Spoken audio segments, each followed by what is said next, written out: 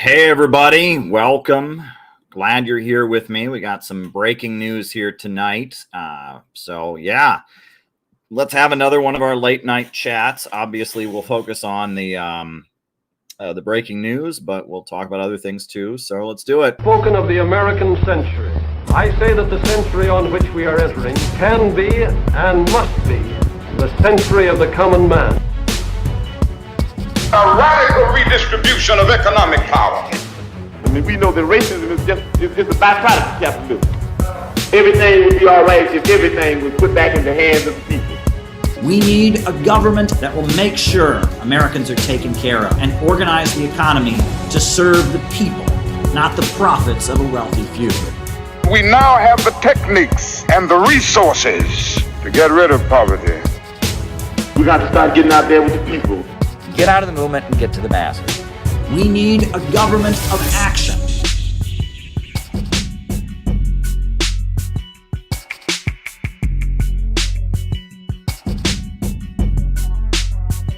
Welcome, everybody. So glad to be here with all of you. We're going to have a late night chat about the big breaking news that's been happening.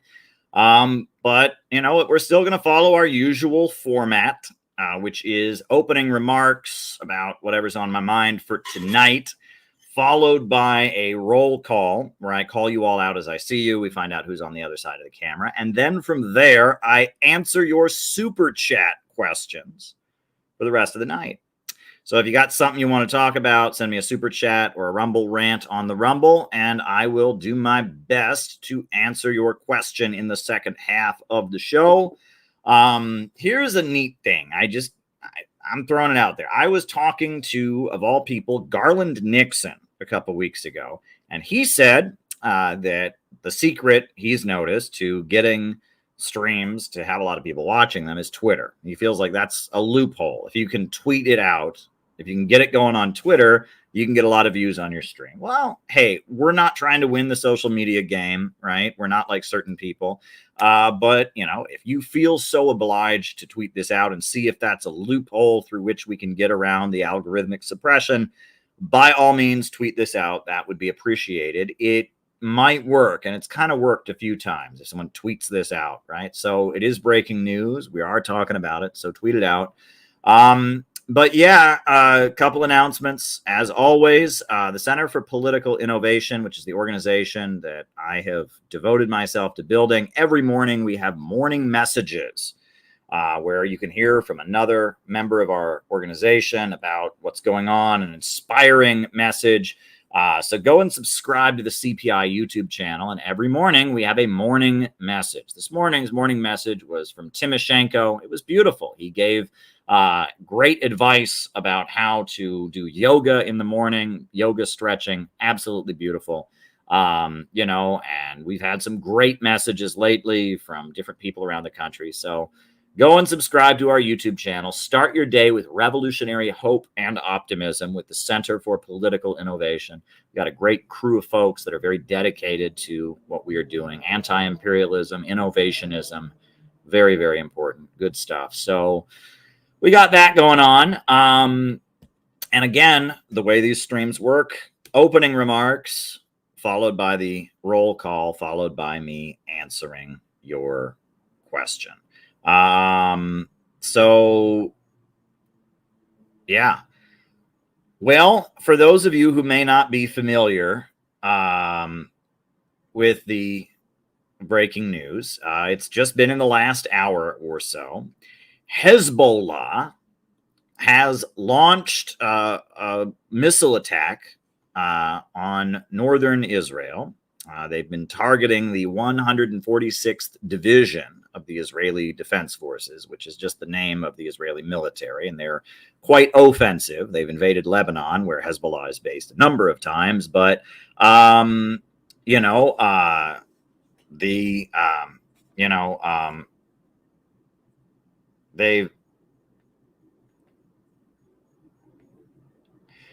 invaded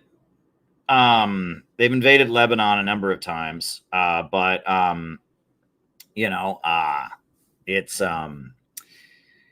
it's the Israeli Defense Forces, what they officially call the Israeli military, And Hezbollah seems to have penetrated this Iron Dome. So for those of you who may not be familiar, Israel, they claim to have this amazing missile deflection system they call the Iron Dome. And they can prevent any missiles shot at them from getting through. And it appears that it is not so solid, this Iron Dome. The Iron Dome was the model for the terminal high altitude air defense system of South Korea, the THAAD missile system. And it's a model for missile deflection systems around the world. The idea is that that missiles, are deflected by missiles that shoot them down. Right? The idea is a missile starts coming, and another missile hits the missile and knocks it out of the sky. And Israel brags about how effective their Iron Dome is. They have marketed similar systems inspired by the Israeli Iron Dome around the world. And it appears that Hezbollah has penetrated the Iron Dome. Now, let's also talk about, while we're at it, let's also talk about who Hezbollah is. Okay? Because, again, a lot of people don't know, and it's okay to not know. Right? There's no crime in not knowing, right? They never stop and explain these things. And it's important that people have the context. So Hezbollah, right? What is the literal? It's like supporters of God, followers of God. Literally means, what does Hezbollah literally mean? It means party of God, or party of Allah. And it is a political party and an armed militia movement in Lebanon. So in the early 80s, Israel invaded Lebanon. And when Israel invaded Lebanon, the people of Lebanon, many of whom were Shia Muslims, many of whom were Palestinians who had fled to Lebanon after Israel kicked them out of their homes, they formed various armed self-defense militias to fight off Israel when it invaded Lebanon in the early 80s. And there were many different groups that had wild names. There was the Organization of the Oppressed on Earth. There was the Mujahideen Revolutionary Squad, or something like that. They had a whole bunch of wild different names. And in the early 80s, they started to amalgamate into one single organization. And that organization is now known to the world as Hezbollah. And it started out as an illegal armed movement, but eventually it became legal and became a political party. And it's basically half of Lebanon. Lebanon is a very small country, and Lebanon is divided by religion.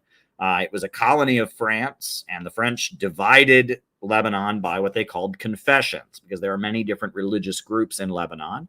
And Shia Muslims were, a very large section of the population. And so the confessions, the areas of Lebanon that are under the control of Shia Muslims, tend to be dominated by Hezbollah. And Shia Islam is the religion of Hezbollah. And Hezbollah, this is the early 80s that they were formed. They were formed by Shia Muslims who were inspired by the Islamic Revolution of Iran. 1979, Iran has the Islamic Revolution, establishes the Islamic Republic of Iran, and this is a Shia Muslim government. And Khomeini, who is the leader, he calls himself Imam Khomeini, the founder of the Islamic Republic of Iran, this cleric, this well-known religious leader who'd been in exile, who returned to Iran and led the Islamic Revolution. He established the Islamic Republic, and many Shia Muslims around the world believed that this was the beginning of a global Shia Muslim Islamic revolution. And so, Khomeini, he had the Islamic Republic of Iran, and in Lebanon, these various militias that were inspired by the Islamic Republic of Iran, they formed and eventually merged into what is now called Hezbollah. Now, what's interesting is that, from the beginning, the Islamic Revolution of Iran was opposed to Israel. And one thing that Khomeini did when he, took power was he established a tradition that remains in effect, that is practiced by Muslims all over the world still to this day, that the last Friday of the Islamic holy month of Ramadan be called the Day of Al-Quds. Now, Jews call the city in Israel, they call it Jerusalem. But Muslims refer to Jerusalem, they call it the city of Al-Quds. That is the Islamic day for it. And Khomeini declared that the last Friday of the holy month of Ramadan be the Day of Al-Quds, the day that Muslims around the world rally against Israel and call for retaking Jerusalem or retaking Al-Quds, right? The Day of Al-Quds, the day that Muslims around the world rally that they're going to retake Jerusalem from the Zionist occupiers. Now, Jerusalem or Al-Quds is a sacred place in Islam as well, because the Prophet Muhammad, he ascended into heaven in particularly one spot. There's very holy mosques there. It is, sacred in the Islamic tradition, as well as in the Jewish tradition, as well as in the Christian tradition. The city of Jerusalem, Al-Quds, is very, very important. And during the Iraq-Iran war, Khomeini actually raised the slogan, "The road to Al-Quds is through," what was it? The road to Al-Quds goes through, what is it? There's a city in Iraq. What is it? The Battle of, the road to Al-Quds goes through Karbala, because there's a sacred battle in the history of Shia Islam, the Battle of Karbala, where one of the imams of Shia Islam was martyred, and Karbala is in Iraq. And so every year, thousands of Shia Muslims cross the border into Iraq as part of their religious, pilgrimage to Karbala, which is a sacred place. And so when Iraq and Iran were fighting, Khomeini set the goal of reconquering the Iraqi city of Karbala. And he actually raised the slogan, "The road to Al-Quds is through Karbala," meaning we will retake Karbala and then we will retake Jerusalem, Al-Quds. So this is all very important to understand. So Hezbollah is a Shia Muslim organization inspired by the Islamic Revolution of Iran of 1979. It comes from self-defense organizations created by Lebanese and Palestinian folks that were living in Lebanon when Israel invaded Lebanon. And it's, various self-defense groups that were formed. And Hezbollah, they are famous for, there was a time that they attacked a U.S. military base, and they killed a number of U.S. troops who were in Lebanon. There was a military base, I believe, and they attacked it. And Hezbollah, probably the moment with which they gained the most support was in 2006. In 2006, Israel invaded Lebanon, and Hezbollah deflected the Israeli invasion. And that moment was very key in world politics. So what had happened, right? George W. Bush was president of the United States. George W. Bush had invaded Iraq and destroyed a major Middle Eastern oil-producing country, just blown it to bits. The oil prices were higher than they had ever been. And Iran became the new target. After Iraq, Saddam Hussein, after he was removed and the Ba'athist Arab Socialist government of Iraq was destroyed, then Israel started playing up the idea that first they'd lied and said that Iraq had weapons of mass destruction, which it didn't have. Then they started playing up the idea that Iran is trying to get a nuclear bomb.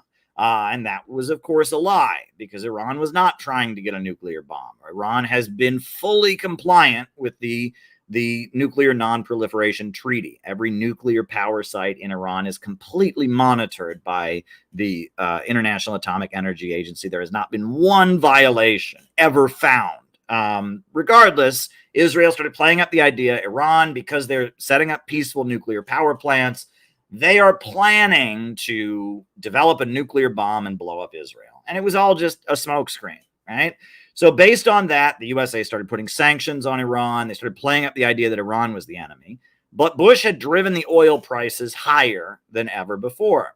And because of that, because Iran's main source of revenue is oil, right? Iran had a lot of money, and it's the state sector and the Islamic Revolutionary Guards of Iran that get the money from the state-controlled oil. So the hardliners in Iran, the Islamic Revolutionary Guards, had a lot of money, and there was a resurgence of hardliner sentiments in Iran. And Ahmadinejad was the president of Iran back in those years. And Ahmadinejad was interesting because he was a cleric, he was a hardliner. He wasn't a cleric. He was a hardliner. He was an anti-imperialist. He was from the more anti-capitalist and anti-imperialist wing of the Islamic Revolution, but he was not a cleric. He didn't have a huge beard. He was not a religious leader. He was an engineer by trade. And Ahmadinejad aligned himself with the Bolivarian socialist movement of Latin America. He welcomed Hugo Chavez to Iran. He embraced Fidel Castro. He embraced the government of Nicaragua and the Sandinistas. And a lot of the Iranian communists who had gone into exile because the Islamic Republic outlawed any communists, a lot of them went home. Went back to Iran, and that Iran was pivoting in a more anti-imperialist direction. And it had a lot more state revenue coming in, but Israel was playing up the idea that Iran was trying to get a nuclear bomb and Iran was being demonized. So under those circumstances, Israel invaded Lebanon. So Israel invaded Lebanon, and Hezbollah kicked their ass. And Hezbollah just destroyed they drove them out of there. It was like 13 days, I believe, a 13-day war. And they had people on their roofs with sniper rifles, and they had booby traps set up, and Hezbollah had locked the place down, and they were ready, and the Israelis got destroyed. And the whole Muslim world was cheering for them because Israel is seen as the enemy of the Muslims of the world. And the whole Muslim world was cheering for Hezbollah, right? And I remember I went to anti-war rallies during those years. I was a college-aged activist, and I remember people were chanting, "Long live Hezbollah," right? Which Hezbollah is a designated terrorist organization in the United States, mind you. So, it was pretty bold, and this was still coming out of 9/11. Bush was still president. There was a lot of Islamophobia, but the Muslims of America were just so inspired to see Hezbollah defending their homeland from the Israeli invaders. They'd started out as a self-defense organization that all over the United States and all over the world, Muslims, Sunni, Shia, whatever, were chanting, "Long live Hezbollah." Now, one interesting aspect of the 2006 war that I became aware of, which is wild. This is absolutely wild. And it shows you how weird things can be. When Israel invaded Lebanon, this is true. I have verified this. It sounds too insane to be true. When Israel invaded Lebanon, they broadcast porn all over the TVs. Did you know this? This is absolutely wild. It sounds too insane to be true. It sounds like some kind of weird right-wing conspiracy theory, but it is absolutely true. They, as a psychological warfare technique, they hoped that they had it in their mind, these Muslims are all socially conservative and the women are all covered up. So what we'll do is we'll hack the TV networks and we'll put porn on the TV. And these Muslims are going to be so horny that they'll just be so transfixed by the porn, and they'll just be like, "Whoa, look at the porn," and we'll be able to go in there and wipe them out. Well, it didn't work.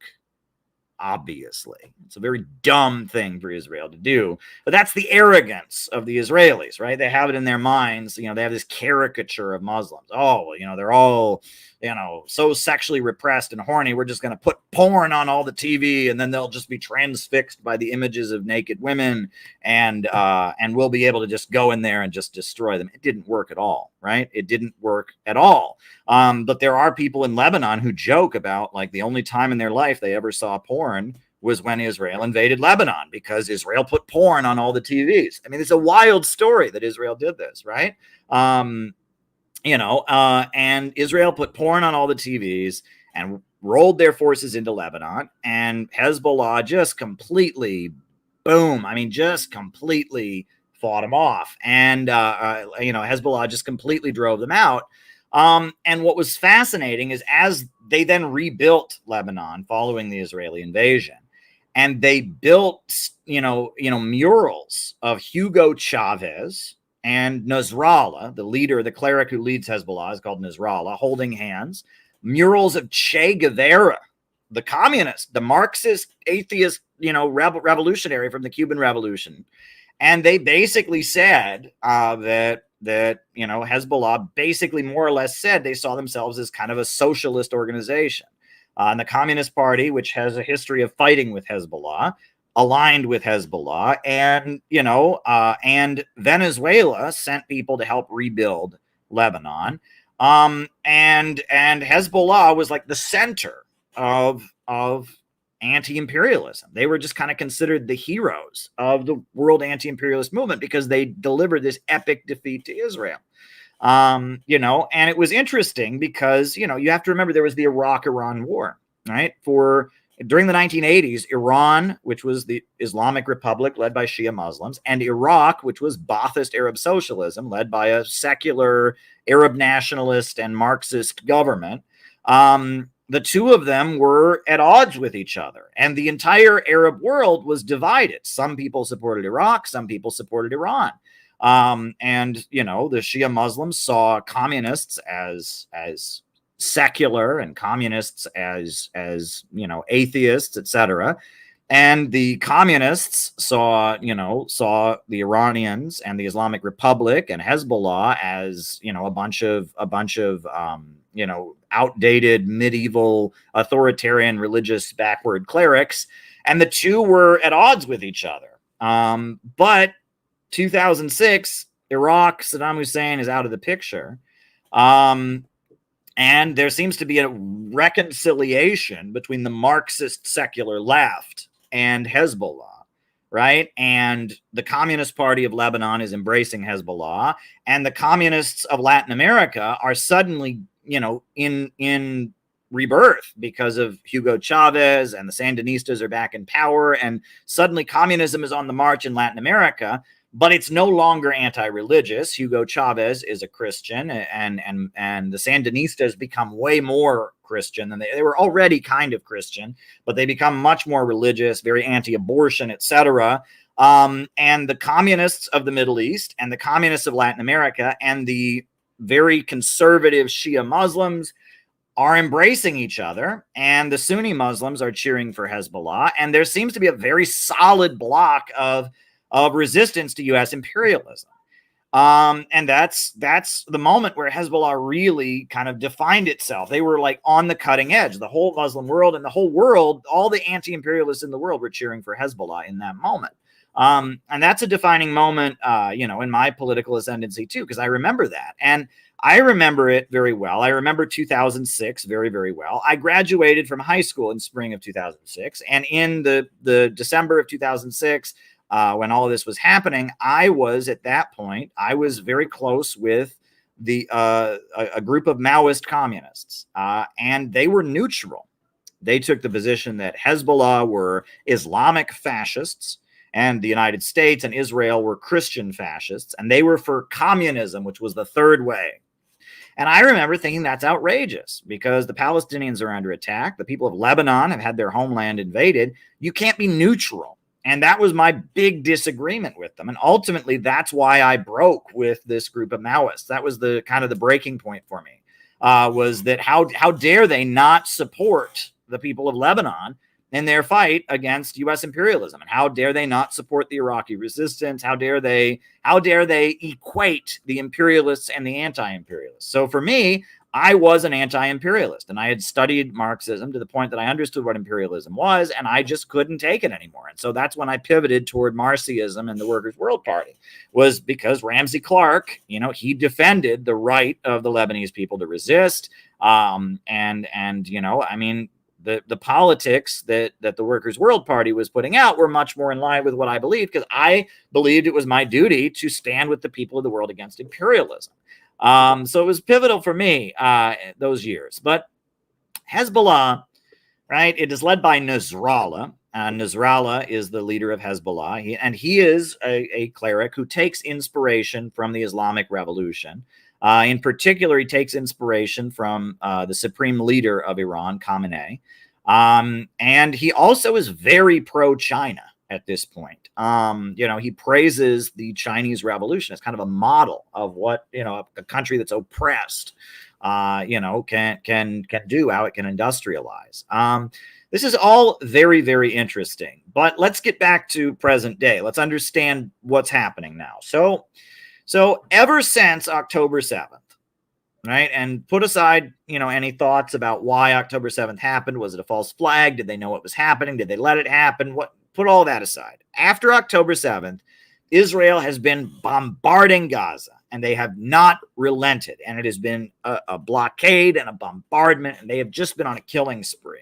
And people are starving, and people are not having medical care, and children are having surgery without anesthesia. And it is what Israel is doing is just horrifying humanity, right? I mean, it is beyond anything that anyone can consider self-defense, right? They say 1,200 Israelis died on October 7th. Now, some say that a lot of them were actually killed by the Israeli military, not by the Palestinians and hang gliders. Regardless, right? Israel has killed thousands of Palestinians at this point, and the whole world is telling them stop, have a ceasefire, and they won't do it. And since October 7th, the Israelis have been trying desperately to turn the conflict against the Palestinians into a direct confrontation with Iran, right? They are basically trying to say that Iran, because Iran supports the Palestinians, that they want to turn their conflict, their brutal bombardment, their genocidal attack on the Palestinians in Gaza, they want to turn it into, into an all-out regional war against Iran. And they have been doing everything they can to try and provoke Iran to do that. One thing that they did is in Syria, they destroyed an Iranian consulate, right? Which is a diplomatic site, right? It's an embassy. It's like it's like part of the country. They destroyed it and murdered a top Iranian general who was inside of the Syrian consulate. Not only did they violate Syria's territorial integrity, they violated Iran's integrity, and they murdered an Iranian military leader in the consulate in Syria. Completely illegal, right? Any country in the world would respond to that militarily. The latest thing is that there is a leader, a representative of Hamas, who, the Palestinian organization, who is based in Iran, who is functioning as the negotiator to try and negotiate a ceasefire. And he was in Iran, and Israel violated Iran's territorial integrity and murdered him. And Iran obviously has to respond. How could Iran not respond to such a situation? Obviously, if you violate the territorial integrity and you murder the representative of the Palestinians in your country, at that point, Iran has to respond. Right. And when Iran's general was killed, Iran gave a very limited response. They did shoot missiles at Israel, and some of the missiles did get through the Iron Dome and connect. And there you go. Now, the important angle on this is that, the Houthis in Yemen, they have been the most active in opposing Israel. They've been blocking ships, and then they have also been developing drones, and they have been, the Red Sea is, near Yemen, and they have been blocking the Red Sea, and they have been blocking ships, and they've been then sending drones to the Indian Ocean and into the Mediterranean. In Yemen, the organization that we call the Houthis, right? They're called the Houthis, is what they generally call them, but their actual name is Ansar Allah. They're very much modeled on Hezbollah, right? They are also Shia Muslims, though they're Zaydi Shia Muslims. They're not, 12er Shia Muslims. There's a slight religious difference between them and Hezbollah, but they are inspired by the Islamic Revolution of Iran. They are Shia Muslims. and they engage in the same kind of community programs that Hezbollah engages in. And the Houthis, or the Ansarullah organization, they are very much, they are very much on the front lines of opposing Israel. So Iran has aligned itself with a number of different forces in the region, and this is also interesting. So George W. Bush, after 9/11, he gave his speech where he said, "There's an axis of evil in the world. There's an axis of evil," right? And he listed the axis of evil, and it was Iraq, Ba'athist Arab socialism; Iran, Shia Muslim, revolutionary Shia Muslim; and North Korea, Marxist-Leninist government, not in the Middle East. After that, and after the USA invaded Iraq, Hezbollah and Iran started calling their allies. They said, "We're not the axis of evil. We're the axis of resistance." And that's very interesting, right? They said, "We're not the axis of evil. We're the axis of resistance." And it's an interesting turn of phrase because of the fact that, first of all, when George W. Bush used the word axis, when he said axis of evil, the phrase axis of evil, the word axis, he was trying to conjure up images of World War II. And this is a common neocon trope. Neoconservatives are obsessed with World War II. It is a big part of the neocon rhetoric. Neocons think every government that opposes the USA around the world is Hitler, right? And every U.S. regime change operation is to prevent another Holocaust, right? That's the neoconservative angle. That's Leo Strauss, and that's, Irving Kristol. Their narrative is, because World War II is the good war. Everyone knows how evil the Nazis were. The Nazis were abominable. The Holocaust, horrifying. The war crimes against the people in the Soviet Union, horrifying. The war crimes they committed elsewhere. I mean, the Nazis were very hateable and abominable. And so the neocon strategy of propaganda, and I got this when I was in school. I remember this, right? The neocon strategy of propaganda was to immediately compare every military confrontation to World War II. And this goes back to George Herbert Walker Bush when he compared Saddam Hussein, not Saddam Hussein. He said Saddam Hussein. He compared him to Hitler. Right. And he said he used chemical weapons on innocent children. Right. And, it was, the movies in the 90s, you had the movie Schindler's List that came out, which, I mean, I've seen it, whatever. It's a very sad movie about the Holocaust. And suddenly the narrative of U.S. military interventions was that genocides happen around the world, and the Holocaust happened because the USA didn't invade Nazi Germany, which is absurd because the USA was involved in bringing the Nazis to power because they wanted to prevent a communist revolution. And that's absurd, right? Hitler was not an anti-imperialist in any conceivable way. He was seen as the alternative to communism.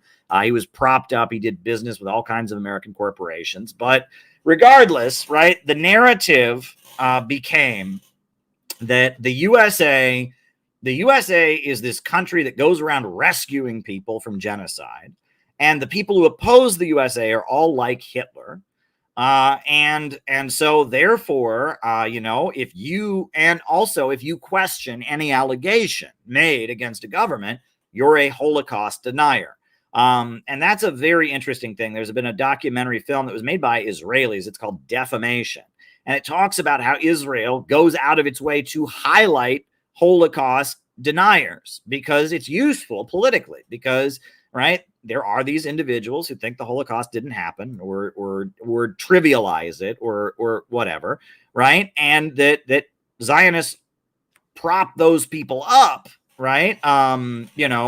And they prop those people up because that feeds the narrative of, hey, anyone who questions a mainstream narrative about any country is the same as those people. And you don't want to be somebody who denies the Holocaust, do you? Right. And so the narrative became that every country that opposes the United States is like Hitler. Genocides happen because the USA just doesn't invade enough countries, right? And that the USA is, this country that just goes around rescuing people from genocide and overthrowing dictators and spreading freedom out of the goodness of its heart. And, if you question anything that they say about any leader in the world, any allegation, you're the equivalent of somebody who says the Holocaust didn't happen.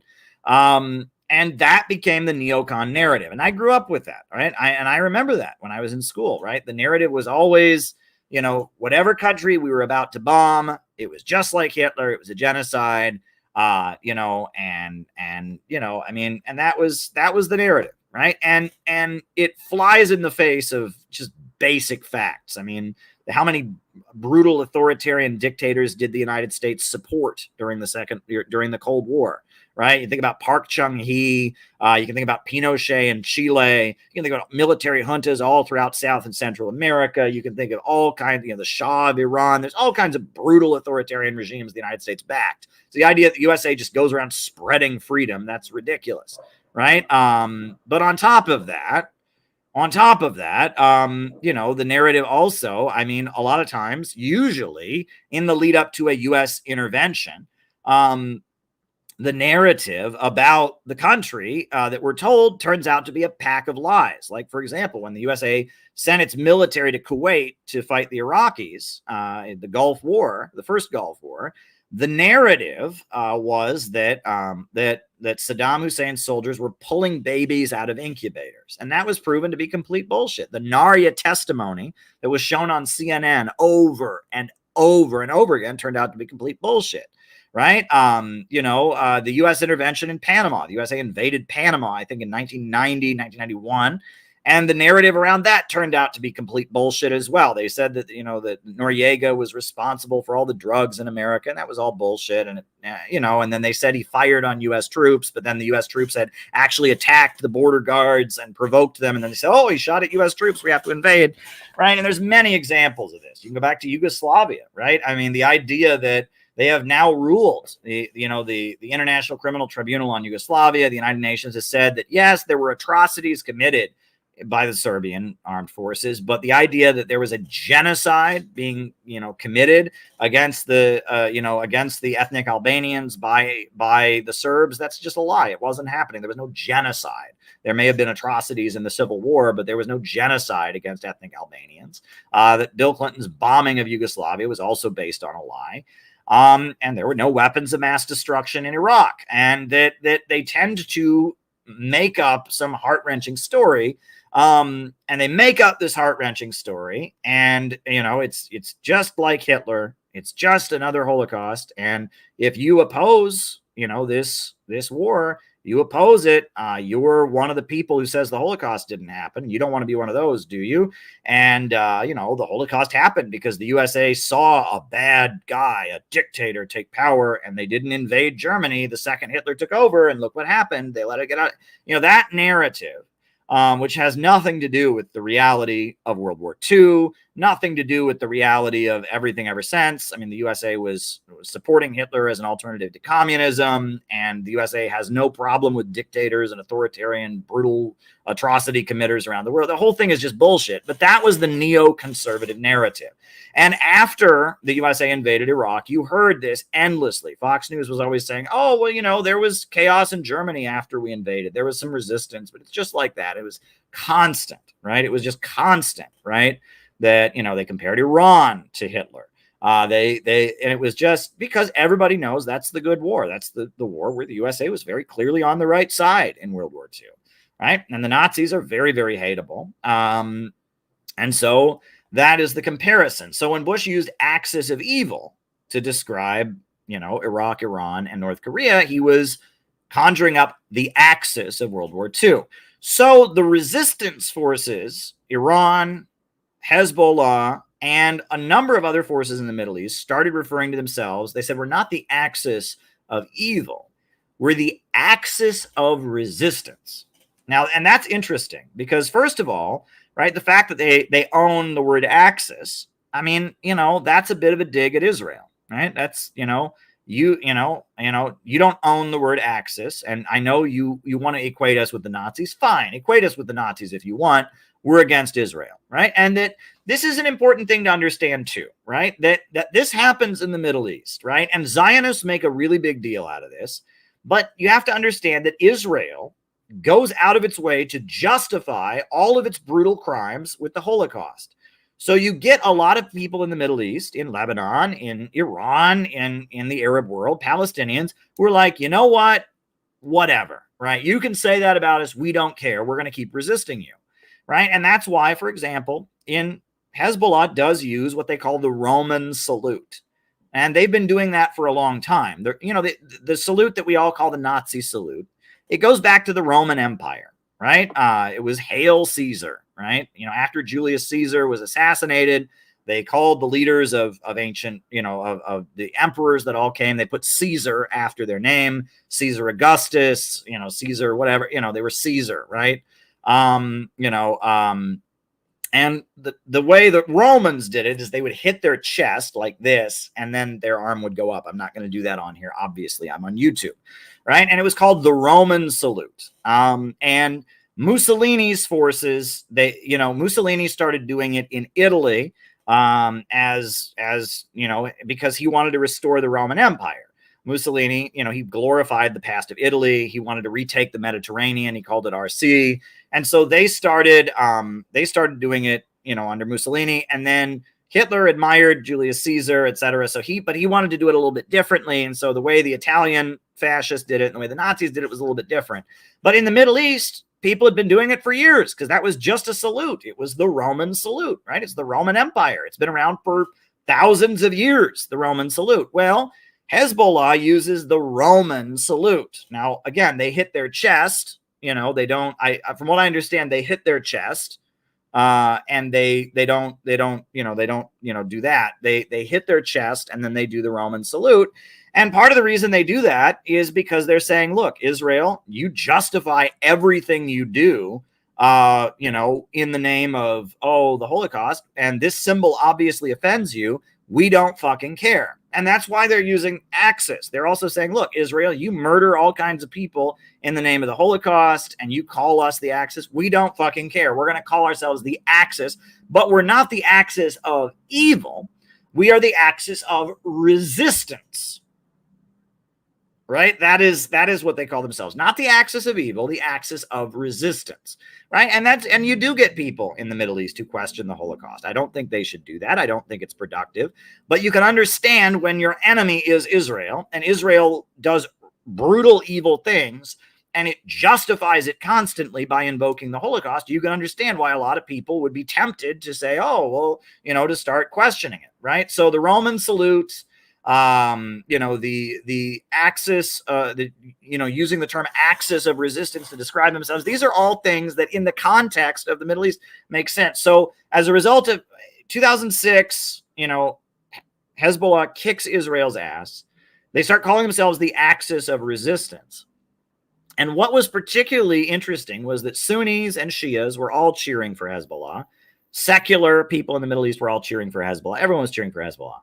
When Barack Obama took office, that was largely to repair the mistakes and the errors of the Bush administration. Bush had made a mess for U.S. imperialism. He had invaded Iraq, and he had driven the oil prices up, and Russia rebooted their economy with the oil revenue, and Venezuela and Bolivarian socialism of Hugo Chavez, it was able to have a mass socialist movement spread all over Latin America with that oil money. Iran got stronger. Libya got stronger. Libya, under the leadership of Gaddafi, it had a big boom because of its economy, and Libya was able to become the president, the leader of the African Union, and Gaddafi was very popular because he had a lot of oil money, and he was building the Great Man-Made River and this huge irrigation project, etc. So, and meanwhile, Europe, the European countries that are major allies of the United States, they didn't approve. Britain was the only major NATO country that went along with the invasion of Iraq. Italy was against it. Germany was against it. France was against it, etc. So Europe was totally alienated from the United States. Oil prices had shot through the roof, and all these anti-imperialist countries benefited from it. You blow up a major oil-producing country and destroy it. The result is going to be the oil prices are going to rise. Scarcity, supply and demand. Less oil on the market, the more the price goes up, right? So Bush had made a huge disaster for U.S. imperialism, right? The other thing is that Bush used the word crusade. And this is interesting. If you hear a crusade, right? When I was in college, the group on my campus, the evangelical religious organization, was called Campus Crusade for Christ. No one thinks anything of it, right? It's just whatever. A crusade is a mission, right? That's what it means to all of us, right? My college, you had, at my college that I went to, for evangelicals, you had Campus Crusade for Christ. For Catholics, you had the Newman organization. For Jews, you had Hillel, the Hillel Club, right? Whatever, right? But in the Middle East, the word crusade means something very different. It refers to some very, very ugly wars where the Vatican tried to retake Israel, Jerusalem, from the Muslims and killed thousands and thousands and thousands of Muslims. Right? The word crusade is not a word you can just throw around when referring to the Middle East. Well, George W. Bush said that the war on terror was a crusade. Ooh, that was not good PR. And the whole Muslim world said that, and they said, what the fuck? He's saying that this is a crusade? Right? This sounds like an attack on Islam. It sounds like an attack. They're going to kill Muslims. This is a war against Islam. The Crusades were not a war between one group of Muslims, and it was a war between the Christians and the Muslims, very blatantly, right? They called the Muslims Saracens. That was the word that the Pope used, and they wanted to drive the Saracens out of Jerusalem. They killed thousands of Muslims. And when Bush used the word crusade to describe the war on terror, that set off. The other thing is that there are a lot of Muslims that have been allies of the United States in the Middle East. And this is not something that Zionists pretend this doesn't exist. Zionists think all Muslims are in a conspiracy together. But actually, the Muslim Brotherhood, which is a Sunni Muslim organization, the Muslim Brotherhood, it's not really one organization. There's various interpretations. It's a whole wing of Sunni Islam. They call it the westernized Sunni Muslims. The Muslim Brotherhood, right? That whole current was funded and propped up by the CIA to fight against Ba'athist Arab socialism and to fight against Abdel Nasser in Egypt. In the 1950s, after the Second World War, Abdel Nasser, a military leader in Egypt, becomes a socialist, but he says he's not a Marxist, he's an Arab socialist, and he becomes the leader of Egypt, and he teams up with the Soviet Union, and he builds power plants. He builds the Aswan Dam, which is the largest power plant in the Middle East. He does a lot to lift people out of poverty. He electrifies Egypt. Abdel Nasser is a socialist, basically, and he's aligning Egypt with the Soviet Union, and of course he's very anti-Israel. So the United States is thinking, how can we overthrow Abdel Nasser? And so the United States, they fund. There's a religious movement in Egypt called the Muslim Brotherhood, and the Muslim Brotherhood is a group of Muslims that are against Arab nationalism, because they say that, all ethnicities, all races, you just follow religion. And they're very against socialism and communism. Any form of communism, they're against it because they say it's a secular ideology, etc. And their main base of support is small business owners. They are small business owners who are against Arab nationalism and against communism.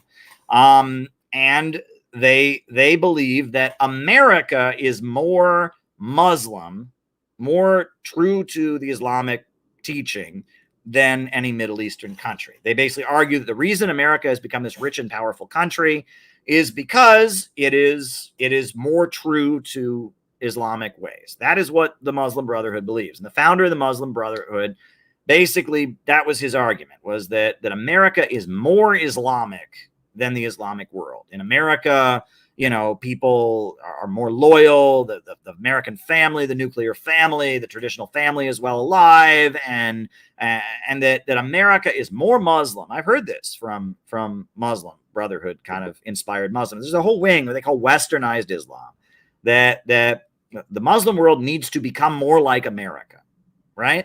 And that's what they believe, and that communism is the greatest evil, because communism, right, is atheist, and it wants a centrally planned economy, and that's not good. Arab nationalism is evil because it divides Arabs against Persians, against Kurds, against different ethnic groups. So Arab nationalism is evil, right? Everyone just needs to adopt Islam, and that capitalism is fine as long as people are religious. As long as people believe in God, there's nothing wrong with the free market. And in fact, the free market is the Islamic way. One should be a Muslim. The free market is good, right? That's the Muslim Brotherhood. And the Muslim Brotherhood was funded by the CIA to build a mass movement against Abdel Nasser. And there were terrorist organizations that were formed. They argued Abdel Nasser was a puppet of the Soviet Union. He was a communist pretending to be an Arab nationalist, pretending to be a Muslim. He was actually a secret communist. And this terrorist organization was formed, the Muslim Brotherhood, to overthrow Abdel Nasser. And they were not successful in doing that, but they set up very deep roots in Egypt. And the Muslim Brotherhood is very big, very vast in Egypt. And it is a very powerful organization. And they persecute Christians, and they are very violent, and they are very anti-communist, and they are very anti-Christian. And the Muslim Brotherhood has been a very useful ally of the United States in the Middle East. True story. 2016, I was in front of the White House. I was stationed in Washington, D.C. I was a reporter for RT. And there's a crowd of Egyptians there. Just a crowd of them, right? And these are Egyptian Christians. And they're out there saying, we love Donald Trump. We love Donald Trump. We support Donald Trump. We support Donald Trump. A lot of them don't even speak English, right? And they're saying, we love Donald Trump. We support Donald Trump. And I asked them why. Because Barack Obama, they said, is funding the Muslim Brotherhood. And they kill us, right? And so they're saying, look, we're being persecuted for our religious beliefs by the Muslim Brotherhood, and Barack Obama loves the Muslim Brotherhood.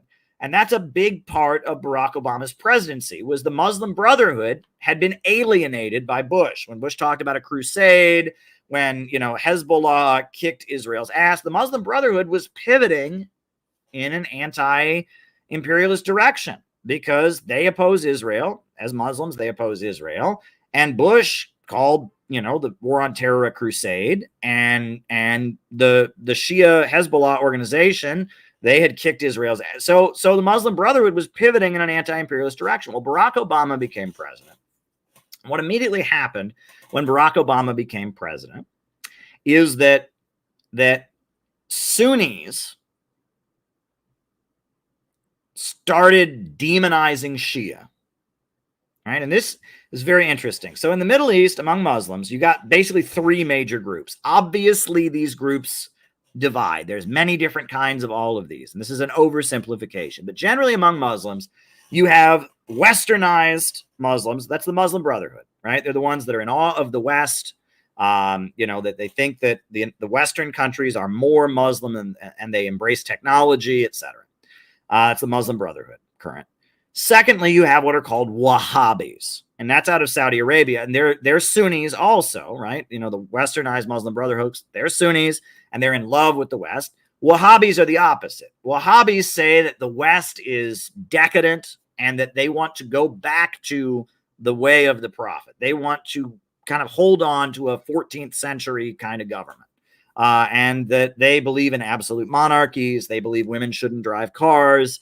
They are what they might call Islamic fundamentalists, right? That's Osama bin Laden, that's Al Qaeda, that's Saudi Arabia. And Saudi Arabia, their ideology, they are not westernized Muslims. They are the opposite. They are not the Muslim Brotherhood. They are Wahhabis, right? And then in addition to the Wahhabis and the westernized Muslims, you have the Shia Muslims. And the Shia largely take their inspiration from the Islamic Revolution of Iran. Not all of them, though. It's kind of a sliding scale. They all kind of like Iran to some degree or other, but there's a sliding scale. Some of them really love Iran and recognize the supreme leader almost as their pope. And some of them say, okay, Iran is the same religion than us. It's the same religion as us, but we don't like everything Iran does. It's like a sliding scale. But the Shia at this point have become kind of the center of resistance in the Middle East because they're aligned with an anti-imperialist government of Iran. However, the Shia that sit at the center of the resistance after Hezbollah defeats Israel in 2006, drives Israel out of Lebanon, the Shia started aligning with the government of Syria. Syria is a secular Arab nationalist government. It's Ba'athist Arab Socialism. The ruling party of Syria is called the Ba'ath Socialist Party, the Ba'athist Arab Socialist Party. And the Ba'athist Arab Socialism is a secular leftist kind of, ideology, right? Ba'athist Arab Socialism is a political movement that started in the lead up to World War II. During the late 1930s in Syria, you had a communist party that was very, very big.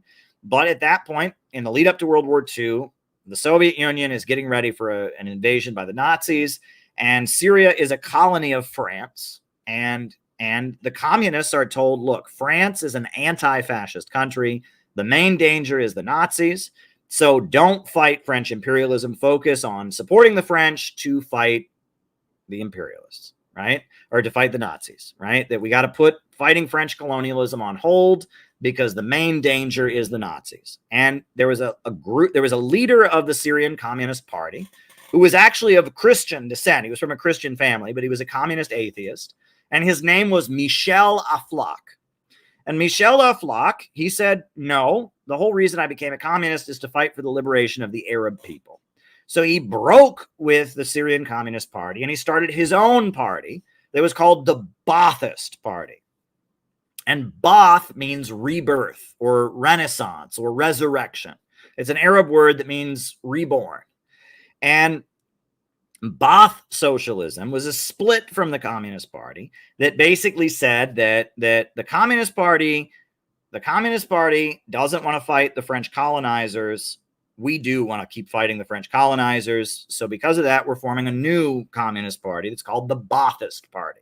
Now, the Ba'ath also, they had a particular belief that they wanted all the Arab people to be one country, right? And they believed in Arab nationalism, right? Nationalism of the Arabs. Now, the founder, Michel Aflaq, the founder of Ba'athism, he was an Arab of Christian descent, but he converted to being a Muslim because he said that Islam represented the genius of the Arab people. That there was a lot of reference to the Islamic awakening and how while Europe was still in the dark ages, they had mathematics and astronomy and a lot of scientific breakthroughs, and that Islam is part of Arab culture. So even though he was from a Christian family, he'd become a communist atheist. As a political statement, he converted to Islam, and Ba'athism advocated a secular government for the Arab people and all the Arabs of the Middle East to become one nationality to fight the imperialists. And it draws heavily from Marxism, studies Marx and his teachings on capitalism, studies Lenin and his teachings on imperialism. But it argues that Marxism tries to be a universal ideology for all of humanity. They have a specific form of socialism for the Arab world, Ba'athism. Right. And two countries adopted the Ba'ath ideology, Saddam Hussein in Iraq and Hafez Assad, the founder of the Syrian Arab Republic. And both of them formed governments that were aligned with the Soviet Union, that had 5-year economic plans, that had a ruling party, that they were almost, the Soviet Union referred to Syria and Iraq. They called them socialism-oriented governments, SOGs. They said these are basically socialist countries. They're not Marxist-Leninist. They're Ba'athist, but it's a socialist economy. They have a socialist ideology. It's not technically the same as ours. They're not Marxist-Leninists. They're Ba'athist Arab socialists. Islam is a big part of their ideology, and they're for the Arab nation. So they're not exactly communists, but it's basically a communist government. That was the Soviet position. Now, the switch was that Iraq invaded Iran. Right. And at that point, there was a very big division between the Syrian Ba'ath and the Iraqi Ba'ath. Right. And so Syria and Iraq, they had the same ideology. And actually in Syria, they now maintain that Michel Aflaq was not the founder of Ba'athism. Michel Aflaq, the founder of Ba'athism, was a supporter of Saddam Hussein. But now the Syrian Ba'ath, they maintain that Michel Aflaq is not the real founder of Ba'athism. There's another Arab intellectual that they give credit for Baathism. But Baathism is a secular Arab socialist movement, and that's the government of Syria. It's the Syrian Arab Republic, and it's the Baath Arab Socialist Party that's in power. There's another party aligned with them. It's called the Syrian Social Nationalist Party. And the Syrian Social Nationalist Party is different than the Baath Party because they are for Syria as a nation. They don't believe in one Arab people. They're for Syria as a separate nation, right? And then there's the Communist Party of Syria, which is the Communist Party. It was always aligned with the Baath. They just said, look, we're not for Baathist Arab socialism. We're for Marxism-Leninism, took direction from the Soviet Union. And then there's like a split, right? There's another communist party in Syria called the Syrian Communist Party, parenthesis, Bakdash, right? And it's just like a factional thing. There was a leader, a guy named Bakdash, I think, and he formed his own communist party. So there's the Syrian Communist Party, and then there's the Syrian Communist Party, parenthesis, Bakdash. Right. So that's basically, and the Syrian government is a coalition of different political parties that are socialist and anti-imperialist and support Syria as an independent nation. Obviously, Iran is going to be a country that they, because Iran's a very religious government, Iran is going to be a country that they don't like, right? You would think, but no. Syria aligned itself with Iran. And the Syrian government, which funds the Palestinian resistance, which is a secular Arab nationalist government, aligns itself with Iran as well. And right after Barack Obama took office, right, they started demonizing the Wahhabi Muslims in Saudi Arabia and the Sunni Muslims in the westernized, Muslim Brotherhood Muslims. Turkey is the major funder of westernized Muslims, right? You have the president of Turkey, Erdogan, who's very much from that tradition. The government of Qatar, the monarchy of Qatar, funds the Muslim Brotherhood as well. And they start playing up the idea that the Shia are apostates, that Shia Muslims are not real Muslims. They say that Shia Islam is a conspiracy by the Jews to distort Islam. That's the language they use. Right? That Shia Islam is fake Islam. It's actually communism pretending to be Islam. And they come up with this conspiracy theory that is very popular. And I mean, still around. It's not as popular as it was during the Obama years. They call the Shia Crescent. And they say that Iran is trying to take over the world, that Iran is trying to become a colonizer. And they're using Shia Islam to take over the world.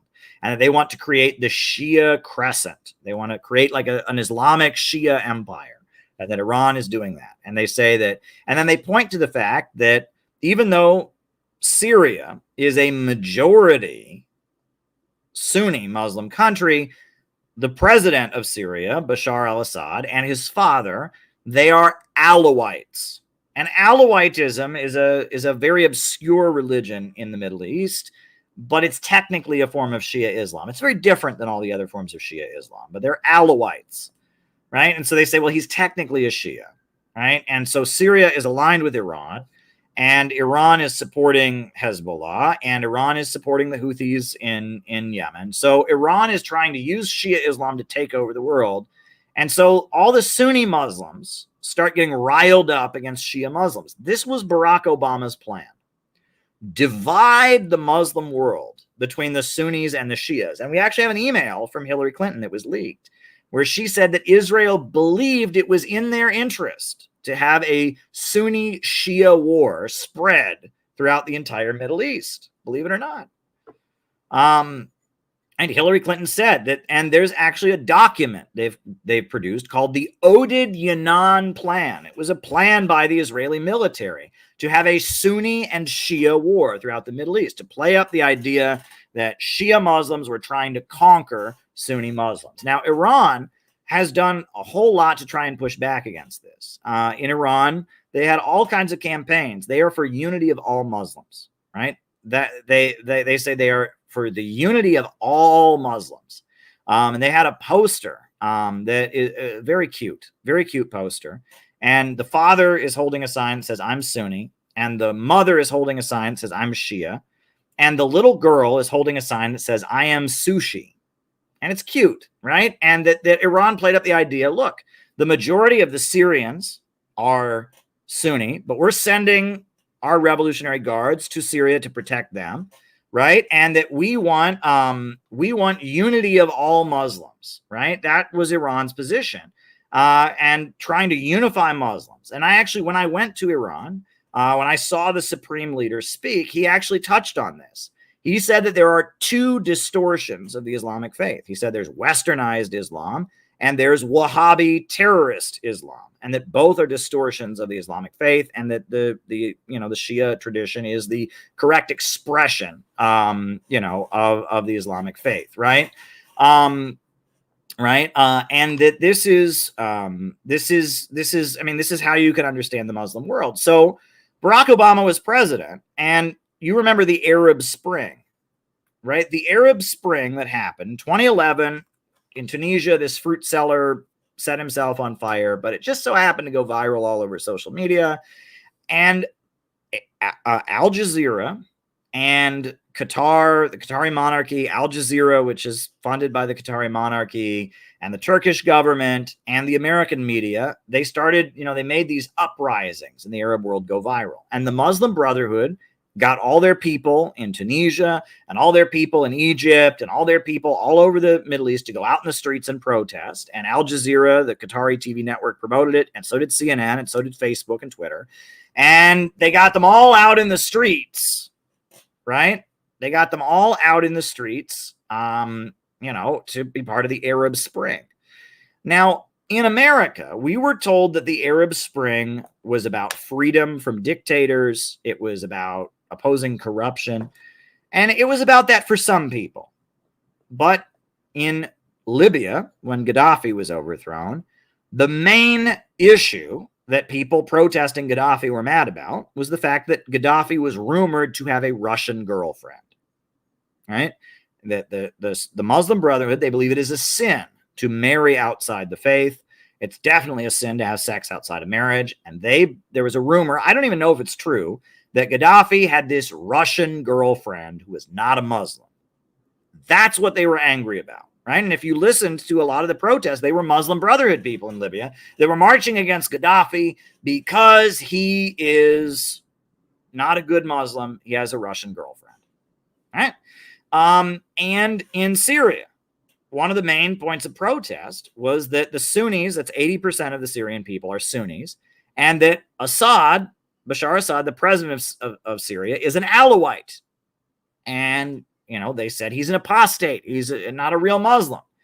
And we were told that the Arab Spring was all about corruption and freedom. But for a lot of the people involved in the Arab Spring, it was a mobilization by the Muslim Brotherhood. The Muslim Brotherhood was the real force behind it. It was the Muslim Brotherhood trying to destabilize the Middle East on orders from Barack Obama, on orders from, the U.S. State Department as part of the Oded Yanan plan. And it was demonizing Shia Muslims and saying that Shia Muslims are apostates, that Iran is the enemy. And it was also demonizing the secular governments, right? And that, Egypt, the president, Hosni Mubarak, is overthrown and they have an election. And the first president they elect is a Muslim Brotherhood guy, Mohammed Morsi. And Mohammed Morsi, what does he want to do? He immediately announces that he wants to send the military of Egypt to Syria to fight against Assad. He demonizes Iran. He's not a good dude, right? And Morsi becomes the president. Well, the military overthrows Morsi. And what's wild is, even though Morsi had like a slight majority behind him, because a lot of the rural people are in the Muslim Brotherhood, millions of people in Egypt supported the military overthrowing Mohammed Morsi because they didn't want to live under the Muslim Brotherhood. They saw the Muslim Brotherhood as terrorists, as extremists, as persecutors of Christians, as pro-imperialist murderers. And so the military toppled Mohammed Morsi. And that all over the Middle East, the Muslim Brotherhood became like the fighting force of spreading instability and demonizing Iran. And in Syria, the Muslim Brotherhood becomes the basis of trying to overthrow Bashar Assad and trying to overthrow the Syrian government. And what's interesting is that, in 2012, a year after the Arab Spring, to kind of calm the Arab Spring down, they passed a whole new constitution in Syria, And that new constitution, even though Syria remains a secular country, that new constitution they passed gives Sunni Islam a special place in Syria. On top of that, Bashar Assad, his wife, is Sunni, and he starts doing things that Alawites don't do, like praying in mosques. And Alawites, they have prayer rooms in their house because Imam Ali was murdered in a mosque. But regardless, even though he's an Alawite, that's his religious tradition. He starts praying in mosques. His wife is Sunni. Assad really bends over backwards to be nice to Sunni Muslims because the whole thing is a Muslim Brotherhood thing. And Obama was trying to divide Sunnis against Shias. That was very, very much the Obama strategy. Divide the Muslim world, make it so Iran is no longer the center of resistance to Israel. And the culmination of that is the Iran nuclear deal. And, Barack Obama signs the nuclear deal with Iran. Israel opposes it. Netanyahu comes to the U.S. Congress and denounces the Iran nuclear deal. It's all particularly ugly. The Iran nuclear deal goes through, and almost immediately after it goes through, the USA starts imposing new sanctions on Iran. And then Trump becomes president. He rips up the Iran nuclear deal, and he murders Qasem Soleimani, the top, most well-loved hero of Iran, the military leader of the Islamic Revolutionary Guards Corps. And Iran is not doing too well. And even after Trump is in office, Trump goes to Saudi Arabia, and he pitches the idea of an Arab NATO. And the idea is that Iran is the main threat. The Shia Muslims, Iran is the main threat. So he's going to have the Arab countries form a NATO alliance with the United States to resist Iran. And he gets, Tunisia and the United Arab Emirates and Bahrain to recognize Israel as part of the Abraham Accords. Because, look, Iran is the main threat, so don't worry about Israel. Start getting along with Israel because we all got to focus on opposing Iran. And that was the U.S. strategy. Isolate Iran from the Muslims of the world. Don't make it about Israel versus Palestine or Israel versus Muslims. Make it about Sunnis versus Shias. Make it Arab countries against Iran, which is Persian, right? They're not Arabs, right? That was the plan. Well, didn't work. I mean, it failed. In Syria, the Syrian Arab Republic won the war. Russia came to their aid. Iran came to their aid. Hezbollah came to their aid. And the Syrian government, they won. I mean, at this point, Syria has been readmitted back into the Arab League. Bashar Assad is the president of Syria. They won, right? Now, Israel is bombing the hell out of Gaza. And Iran is the clear center of resistance to Israel. The Houthis in Yemen are anyone who opposes Israel is cheering for the Houthis in Yemen that are Iran aligned. Hezbollah just broke the Iron Dome, and they are Iran aligned. And the whole Muslim world is supporting Iran right now because they see what Israel is doing is so abominable. So what we are seeing now with Hezbollah breaking the Iron Dome, with the Houthis in Lebanon or in Yemen, blocking ships and turning ships around, what we are seeing is the complete and utter failure of Barack Hussein Obama, the Hillary Clinton State Department, and the Oded Yanan plan. It's all failed. It has all failed, right? The Muslims of the world are united, and Iran, instead of being isolated, is now at the center of resistance to Israel. And the whole Muslim world is cheering for Hezbollah right now because they got a missile through the Iron Dome. And the whole Muslim world is cheering for the Houthis because they're turning ships around and et cetera. I have a book I wrote on the Houthis, by the way. It's one of my better books. It's not very long, but it's a book kind of introducing the Houthis to the Americans, explaining the history of their movement. I'm really proud of this book. A lot of people are reading my book on Kamala Harris right now, but I feel like this is one of my best pieces. I'm really proud that I wrote this book. Who are the Houthis and what are they fighting for? I'm really proud of it because I have a lot to say about that. We can talk about that later. But, I'm really proud of this book I wrote about the Houthis and where they came from. But regardless, at this point, right, everything that Barack Obama tried to do, everything the Hillary Clinton State Department tried to do, even what Trump tried to do with the Arab NATO, it has all fallen to shreds. And Israel is convinced the only way that they can come out of this is with an all-out war against Iran. They want to have the United States go and fight all-out war against Iran. And the Biden White House doesn't want that. And I don't even think Donald Trump wants that, right? As much as Donald Trump beats his chest against Iran and talks about Israel, I don't think Donald Trump wants that.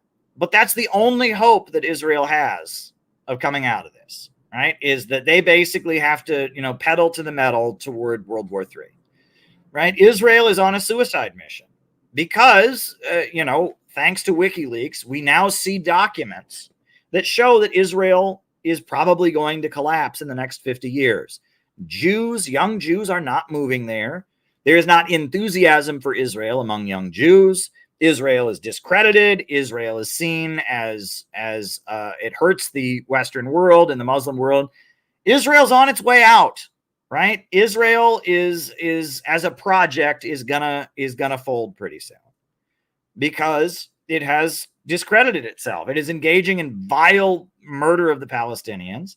And even though Israel is well connected in the Western world, there's not will to maintain the project among Jews around the world.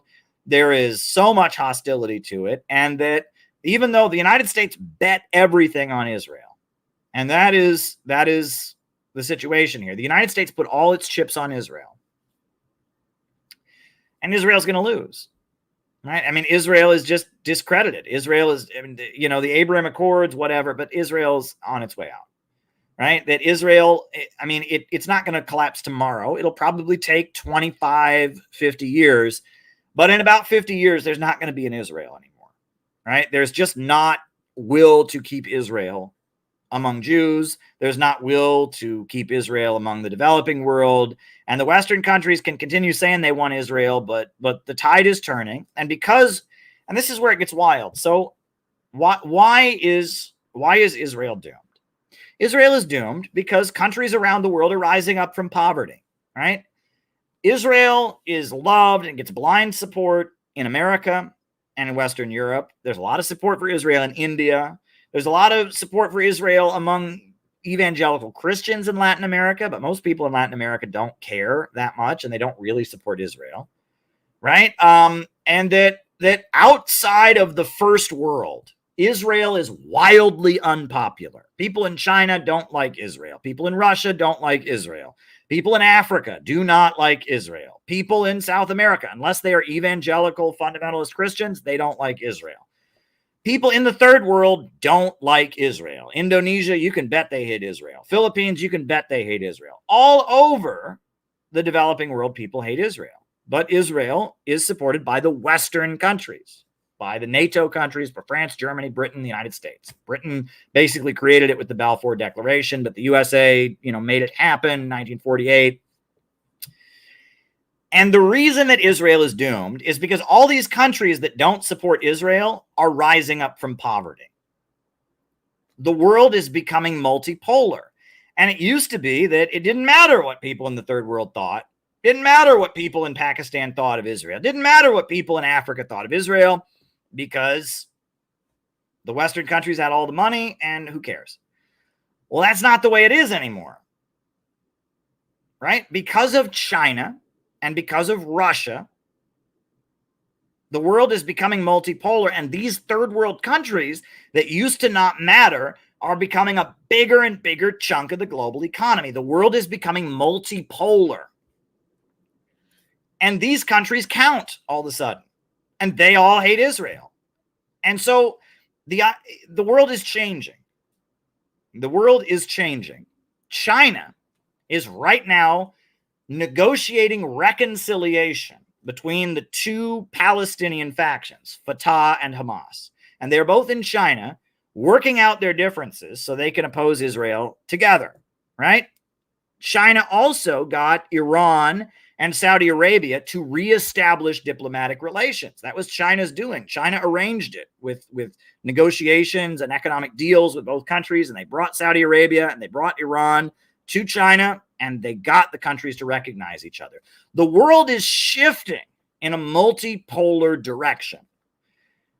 And that spells the end of Israel, because the only reason that Israel got set up from the beginning, etc., is because Israel had, it had support from the Western countries. Right? The Western countries had all the power, and the world economy was centered around them, around Britain, around the United States, France, and Germany, and they supported Israel. And they had the final say. The world is pivoting in a multipolar direction. And that's why I tell people that I wish I had some quick fix to the Israel-Palestine thing. Look, if you press me, right, if you say to me, Caleb, does Israel have a right to exist? If you really press me, I will say, no, it doesn't, right? Because it is a state for one race, right? It is set up as a colonial settler state by the British Empire for one race. It's like Rhodesia, right? It's like apartheid South Africa. And I would say, no, a state that is in the interest of one race doesn't have the right to exist. But it doesn't matter what I think of Israel. Okay? I'm just telling you. Yes, I'd say Israel does not have a right to exist. But on top of that, doesn't matter what I think. Doesn't matter. Me saying that, me, Caleb, sitting in my lovely Brooklyn apartment saying Israel, yes, doesn't have a right to exist. Its existence is in violation of the principles that I believe in as an apartheid settler regime. Me saying that doesn't change anything. Right? I mean, every Palestinian has the right to say that, and I even say it, but that doesn't change anything, right? And there's no quick fix to Israel-Palestine. There's not. There's a long-term fix, which is the anti-imperialist countries need to get stronger, right? And the world needs to continue moving in a multipolar direction. And as the world becomes multipolar, and as the economic power and influence of Russia and China and African countries and Latin American countries and Asian countries, as the developing world or the global south gets stronger, Israel will get less and less of a pass. And the Western countries that support Israel and give Israel a pass to do whatever they want will have less and less power. And because of that, Israel will be forced to adjust the way it treats the Palestinians. And Israel will most likely, as what it currently is, a state for the Jews, a Jewish state, will probably liquidate. That's not a quick fix. That's not going to happen tomorrow. That might take 10 years, might take 20 years. Probably it'll take maybe 50 years. But ultimately, the way that Israel stops oppressing the Palestinians is that the world changes. So basically, the hope for the Palestinians is anti-imperialism, is multipolarity. And again, not a quick fix. And, that is the solution, though. That is really what is ultimately going to happen. The dynamics in the world have to change. So the fact that Hezbollah struck Israel, I guess I was just giving you all some background. So I'm glad that you all are here. I'm on this channel talking about important events. So there's a lot of you right now. So I'm going to try to put as many of you on the screen. Let's do the roll call, and then I will start answering your questions. So after we do the roll call and we find out who's watching, I will start answering your questions. So I have 4 super chats that have come in here on YouTube, but I see there's a lot of you watching. So if you have something you would like me to talk about in the second half of the show, send me a super chat. Send me a super chat. Send it my way. Now, Corey says, before I get to that, Houthis are impressive. I think if you like what I just said, if you found what I just said enlightening, I would encourage you to go and read my book on the Houthis, right? I am very proud of the book that I wrote on the Houthis. Who are the Houthis and what are they fighting for, right? I consider it, it's a short book that just explains to you everything you need to know about who the Houthis are and where their movement came from. So if you like what I just said, book, Who are the Houthis? If you like what I just said, I would recommend that you go and read my book on the Houthis. I'm very proud of it. I consider it to be one of my better works. I would recommend you go do that. That is my advice. My book, Who are the Houthis and what are they fighting for? If you like what you just heard, if you like the analysis, the basic explanation of facts, etc., I would recommend you read this book. So, all right, names and locations, and I'll post it in the Rumble also. Names and locations, who is with us tonight? Names and locations, who is with us? All right. So we've got, I'm scrolling up a little bit.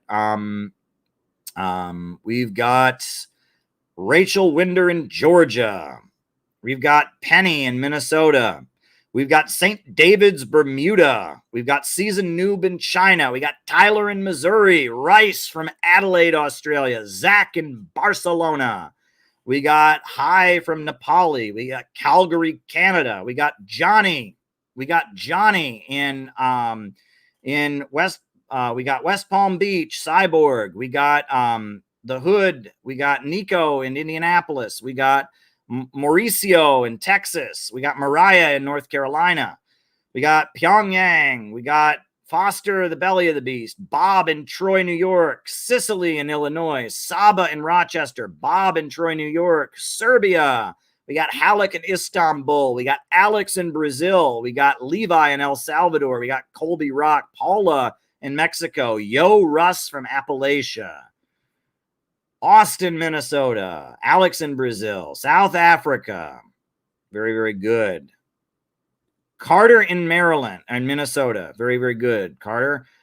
We got Montana. Very, very good. New Jersey, Dan Keating. We got Todd in Bermuda. Very, very good. Dustin Schlesinger. We got Juan in Italia. We got Rebecca from the Dominican Republic. Roger Stone from Epstein Island. Oh boy. Right? We got Lion King in Jamaica. We got who else? Who else do we got? We got Panama, Carl in Panama. We got the United Kingdom, Finn in Duluth. Welcome. Greetings from Eritrea. Wow, Eritrea. We got Chris from Germany. Welcome, everybody. New Hampshire, surrounded by libertarians. Johnny Bardo. Mary in Colombia. Welcome. Nashville, Tennessee. Welcome. New Mexico. Philadelphia. David in Nevada City. All right, everybody. All right, there's a lot of you tonight. I'm sorry I can't read everyone else's name, but, I tried to get as many names in there as possible. So I got 5 super chat questions. Now, super chats are really great. Not only are super chats a great way to, get me talking in the second half of the show, they also support me because they help me pay my bills, right? I live in New York City. My rent is way too damn high. I have a 2-bedroom apartment, so I can have a home studio to stream in and not keep my wife awake all night. So if you can do what American Disaster just did and send a super chat, why, you'll help me do what I need to do. I am curious. I want to check what, the latest news is. I want to see what the latest news is, coming out of everything that's happening. I know this is a developing story about the Middle East. I was trying to give kind of background. I'm not giving you a blow by blow. I'm not there. Right. But I wanted to give kind of background about what's going on, in the Middle East with the attack and breaking the Iron Dome, etc. So I hope that I gave a good background in my remarks. I hope it was enlightening for folks. So there we go. That is my hope, is that my remarks were, whoa, hold up. All right. I was just hoping that my remarks were enlightening. So, all right. So now I am going to start answering people's super chat questions. Right. If you have got something you want me to talk about, send a super chat. I want to encourage you to get involved with the Center for Political Innovation. That is the organization that I am involved with. We got some great stuff happening. So, all righty. So, first of all, can you explain the Budapest Memorandum? Well, not off the top of my head, but, I used to just, when someone sent me a super chat about something I don't know about, I used to just say, I don't know, and move on. But now I'm going to give you I'm going to give you an answer. So I'm going to Google it. The Budapest Memorandum is on the Security Assurance Compromises, 3 identically political agreements signed by the OSCE, right? It is it's related to the Nuclear Non-Proliferation Treaty. in relation to Belarus, Kazakhstan, and Ukraine. Okay, I am not the person to talk to about this. It's right. Russia, the US, and the UK confirmed their recognition of Belarus, Kazakhstan, and Ukraine becoming parties to the Nuclear Non-Proliferation Treaty. This is not something I can explain in great detail, right? I do apologize. I wish I was able to explain the Budapest Memorandum in great detail. I'm reading it about it there. I can't do that. Thank you, Crooklyn. All right, next question. This reminds me of a majority Native American school in the region who proudly has their mascot the Savages. Same FU to the Imperialists. Well, that's interesting. So I was a kid in Cleveland, Ohio, and as you know, the Cleveland logo, the Cleveland team is the Cleveland Indians, right? And we had Chief Wahoo. I'm sorry, my Native American viewers, that's obviously a very offensive, just the name, Chief Wahoo, in the image where he's got big teeth and he's got a red face and very offensive, right? The whole logo of the Cleveland Indians was wildly offensive. Do they still have it? Is that still the sports team? Do they still have the Cleveland Indians? Right? That the Cleveland Indians. Yeah, no, now they're the Cleveland Guardians. Wow, they dropped Cleveland Indians. When I was a kid, it was the Cleveland Indians.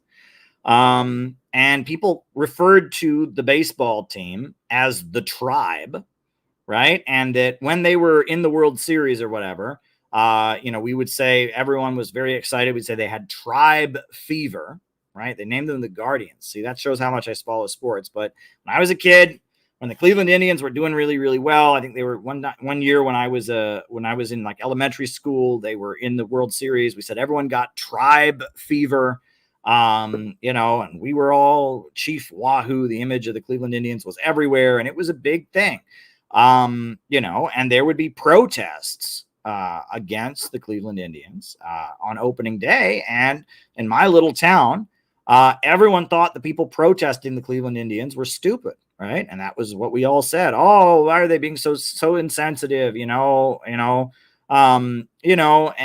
it was, and I think about, it's funny how now our culture has changed to the point. I bet if I went to my hometown now, most people would say, you know what?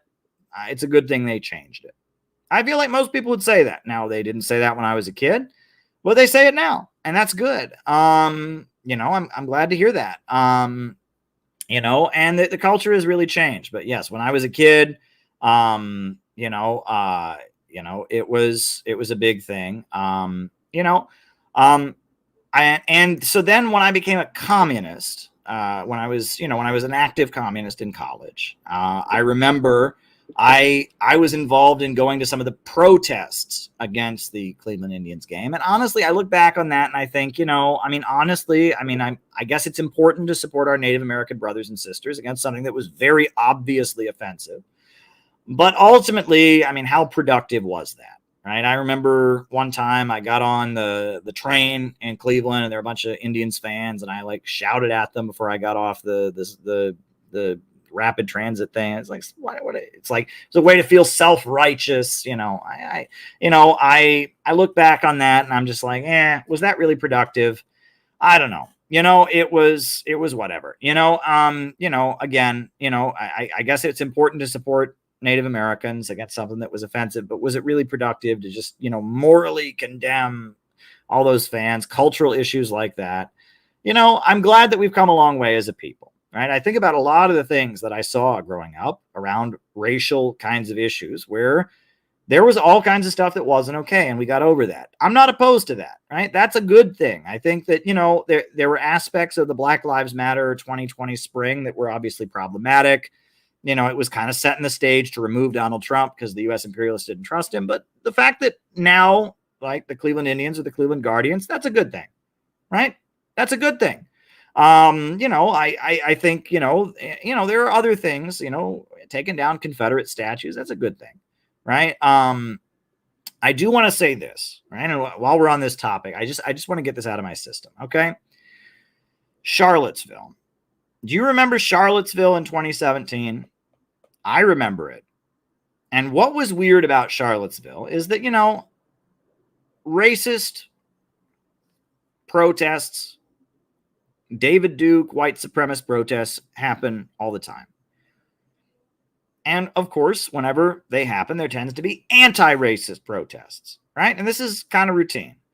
But Charlottesville was weird in that it blew up on social media on both sides, right? Every leftist, socialist, communist, anarchist, Democrat that I knew got an email urging them to go to Charlottesville. And on top of that, every Trump supporter in the world got an email inviting them to go to the pro-Confederate monument rally. And it was all over social media and all kinds of, and it was weird. And then what was weird is that the rally, right? Generally what happens is a couple doofuses put on their sheets and they stand and there's a million cops all around them and they stand there and they do their thing and there's Antifa on the other side and then everyone goes home. But what happened in Charlottesville is not only did it blow up like you wouldn't believe, every Trump supporter got invited and every conservative got invited and every leftist in the world got invited. And then there were no cops between them. And Charlottesville was not good. I mean, Charlottesville was not good. It was a pretty bad situation. And, this Heather Heyer was killed. The guy drove his car into her and killed her. And it was a disaster. And obviously that doesn't, first of all, let's be clear, that doesn't take the onus off of anybody who did it, right? That doesn't mean the guy who drove his car into Heather Heyer was, he was justified. No, it doesn't. That's not what it means, right? It doesn't mean that people who did bad things in Charlottesville, they'd have no responsibility for their actions. That's not what I'm saying. Charlottesville from above was designed to be a riot. Let's go to January 6th. January 6th, all the Trump supporters gathered. They were going to have a protest. Trump felt the election was stolen from him. To be honest, I think there's a very strong case that the election was stolen from Donald Trump. And I can think of a couple examples of that. One of them is the Native Voter Project in Nevada. The Nevada Native Voter Project is completely illegal. Look into the details of that. Like, that was an illegal thing that the Democratic Party in Nevada did, basically, giving Native Americans, if you can't give anyone a prize to vote. First of all, that's illegal. And if you have a prize for people of one race to vote, I mean, that's clearly illegal, right? The Native Voter Project in Nevada was blatantly illegal. Look into the details, right? And there's other questions that people have. I think there's a very good chance that the 2020 election was stolen. I'm not going to make that case in great detail here. That's not what I'm here to do. But regardless, many Trump supporters felt the election was stolen from them. So they gathered. They had a very big rally of Trump supporters. Trump's a very popular president. A lot of people liked him. A lot of people didn't like him also. And the doors to the Capitol were open. And not only did people go into the Capitol, police escorted them into the Capitol. Police acted as their tour guides and said, you want to go into the Capitol? Come on in. And they took them around. Take a picture here. Right? And all kinds of people went into the Capitol. And some of them acted like doofuses. Most of them didn't. Most of them just walked around. Right? Well, that was clearly allowed to happen. Right? Now, does that mean that the people who maybe went in and acted like doofuses, does that mean that what they did was justified? No. Does that mean that people who acted a fool on January 6th, that means that was okay? No.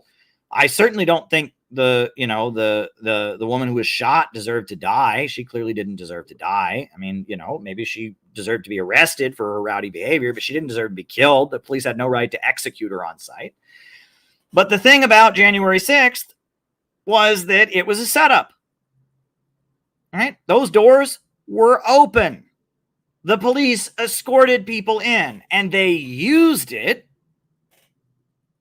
for political purposes to have a big crackdown. Now, just recently in Britain, something very similar happened. What happened? There was a brutal murder by an African migrant who was not a Muslim, but somehow some tweets from India, from an account in India saying that he was a Muslim, went viral. And they went all over social media everywhere that a Muslim did it. And a gathering of people was assembled through social media that went viral, and all kinds of people were invited to a place where they did all kinds of anti-Islamic, hateful things. Now, all three of those situations, I'm not excusing what anybody did, but I'm saying that they were enabled to happen because social media staged it. For political purposes, people were brought to a site and things were enabled to blow up with social media. And all three of those events resulted in political repression. And the reason that I am bringing those events up is I'm telling you that I can almost guarantee you, I can't guarantee you, almost guarantee you, that something like that is planned before the next election. And I don't know from what side, and I don't know, but I have a feeling that in order to get the results out of this election that they want, something like this is going to be planned. And so I am urging people, be fucking careful right now. Right? I know some people that are going to be at the DNC protests. Good for them. I think Kamala Harris is an evil woman. She should not be president of the United States. I wrote a whole book about it. It was banned from Amazon and everything. But I'm telling you, be fucking careful. Be careful. Be very, very, very careful. Right? And let me just say this again. Be careful. Don't get played. And I mean, this is my Trump supporting friends and my left-wing friends, all the people watching this, I'm warning you, be careful. Don't get trapped. Okay? Because I am seeing some very odd things right now. Be on guard. Do not get social media. They say the crowd is being here. Be really careful right now. Be really, really careful. I am seeing some very, very odd, very, very, very odd things in our political spheres right now. I'm not going to go into detail about what they are because I can't. But there's some very weird activities going on in certain political spaces right now. And what I'm urging you to do is whatever you do, I can't tell you what to do. My advice to you is to be extra careful between now and November 5th. Be very, very careful. Because it looks to me like they pulled it off very effectively in the UK. They pulled it off on January 6th. They pulled it off in Charlottesville. And the only chance in hell that Kamala Harris has, and a really good way to push Trump in the direction they want him, is to make some things happen. Look, and I hate to say it, folks, but let me just tell you something, right? I support the Palestine protests, and I have made that abundantly clear. I support the Palestine protesters, 100%. Money for Israel should be cut off. What Israel's doing is wrong. I'm with them. I support what they believe in, but I do not support the tone of those rallies. And those rallies are designed to alienate Americans. And I mean, I have been open about this from the beginning. You go to those rallies, anyone who is not an Arab American or part of the woke, part of the leftist little 1% of Americans that are leftists, sees those Palestine rallies and thinks these are a bunch of foreign people waving a foreign flag, speaking a foreign language, who are really hateful and angry, and they end up supporting Israel, right? The way these Palestine rallies have been staged is very, very useful to Israel, right? Because, look, if you wanted these Palestine rallies to be effective, they would all have American flags, and the message would be money for jobs and schools in America, not for Israel. And that message would be very, very effective. But that's not what they do. In fact, the message is, Israel is just like America. It's an evil, racist country, and that's their message. They're not making an appeal to the American people. They're giving the middle finger to the American people. And they're trying to get Americans to identify with Israel. And they're trying to play up the idea that we're a foreign group. We're a foreign group. We're from somewhere else, and we hate America also. And most Muslims that I know have the common sense to not talk this way, right? Most Muslims want average Americans to support the Palestinians. But the protests are not being run by Muslims. They are being run by a man named Brian Becker. The Party of Socialism and Liberation, the PSL, which is run by a white guy from upstate New York, who's from a very wealthy family, whose name is Brian Becker, right? They control the protest cage, they get all the permits, and they go out of their way to make these protests hateful, angry, and anti-American. And I'm telling you, that's something that's a lot like January 6th. Like, Brian Becker is the best friend Israel ever had, because he's making sure that the Palestine protests alienate and offend the Americans, right? A lot of Trump supporters are anti-Israel. Like the fact that Candace Owens is saying what she's saying, the fact that Nick Fuentes is so popular among Trump supporters. But they see the Palestine protesters who give them the middle finger. They see the Palestine protesters who burn the American flag. And they think, oh, I should support Israel, right? And that the idea that any appeal to the average Americans, Brian Becker's argument is that any appeal to average Americans, or God forbid Trump supporters, is white supremacy and is the equivalent of being a Nazi. That is helping Israel. And that is what PSL tells people, right? They tell people that if you wave an American flag at your rally, you're a Nazi, right? If you work with Trump supporters, you're a Nazi. There was a rally in Washington, D.C. called Rage Against the War Machine. And Brian Becker and his people, because the Libertarian Party was involved and because my group, the Center for Political Innovation, was involved, they went into overdrive trying to get it outlawed, putting all over the internet that it was a Nazi white supremacist rally, right? I'm telling you, right? I'm telling you that, and this is, you're missing the point. It's not about it being obedient. It's about the messaging. The message of the protests, of the Palestine protests to average Americans is fuck you. And you cannot build a mass movement that can actually win. If Martin Luther King Jr.'s message to the American people had been fuck you, do you think the Civil Rights Bill would have ever been passed? If the labor unions had, and their message to the American people had been fuck you, do you think we would ever have gotten Social Security? Right? You do not build a mass movement that wants to win by telling the American people to go fuck themselves. And that is what PSL is doing. It's not F the government. It's F average Americans. It's that Americans are evil, racist people. America's an evil, racist, white settler country. They wave a foreign flag. They chant in a foreign language.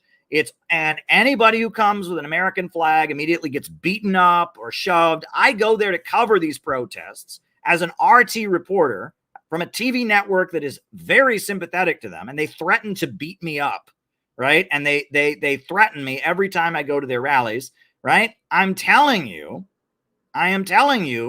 that the people that are controlling the Palestine movement are not helpful.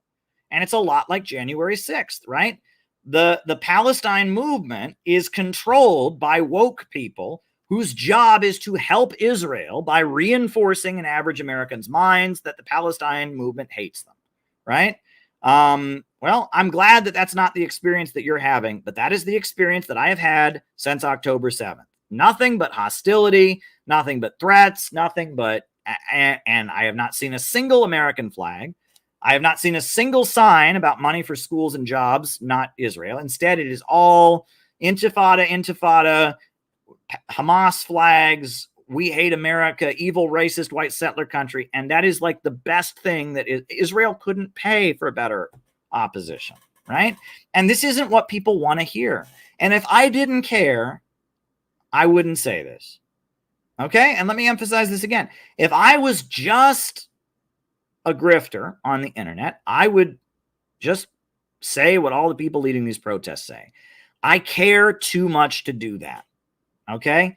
My biggest crime, and the reason that I have been canceled and canceled and canceled and canceled and smeared and smeared and smeared and smeared and attacked and attacked and attacked and attacked is because I care about this stuff. I don't play games. I don't tell people what they want to hear. I'm not on here just trying to make money from hits and likes. I actually want to win. And because of that, I cannot keep my mouth shut. I support the Palestinians, and I see that the Palestine movement is run by people who are doing everything they can to keep it moving in a bad direction.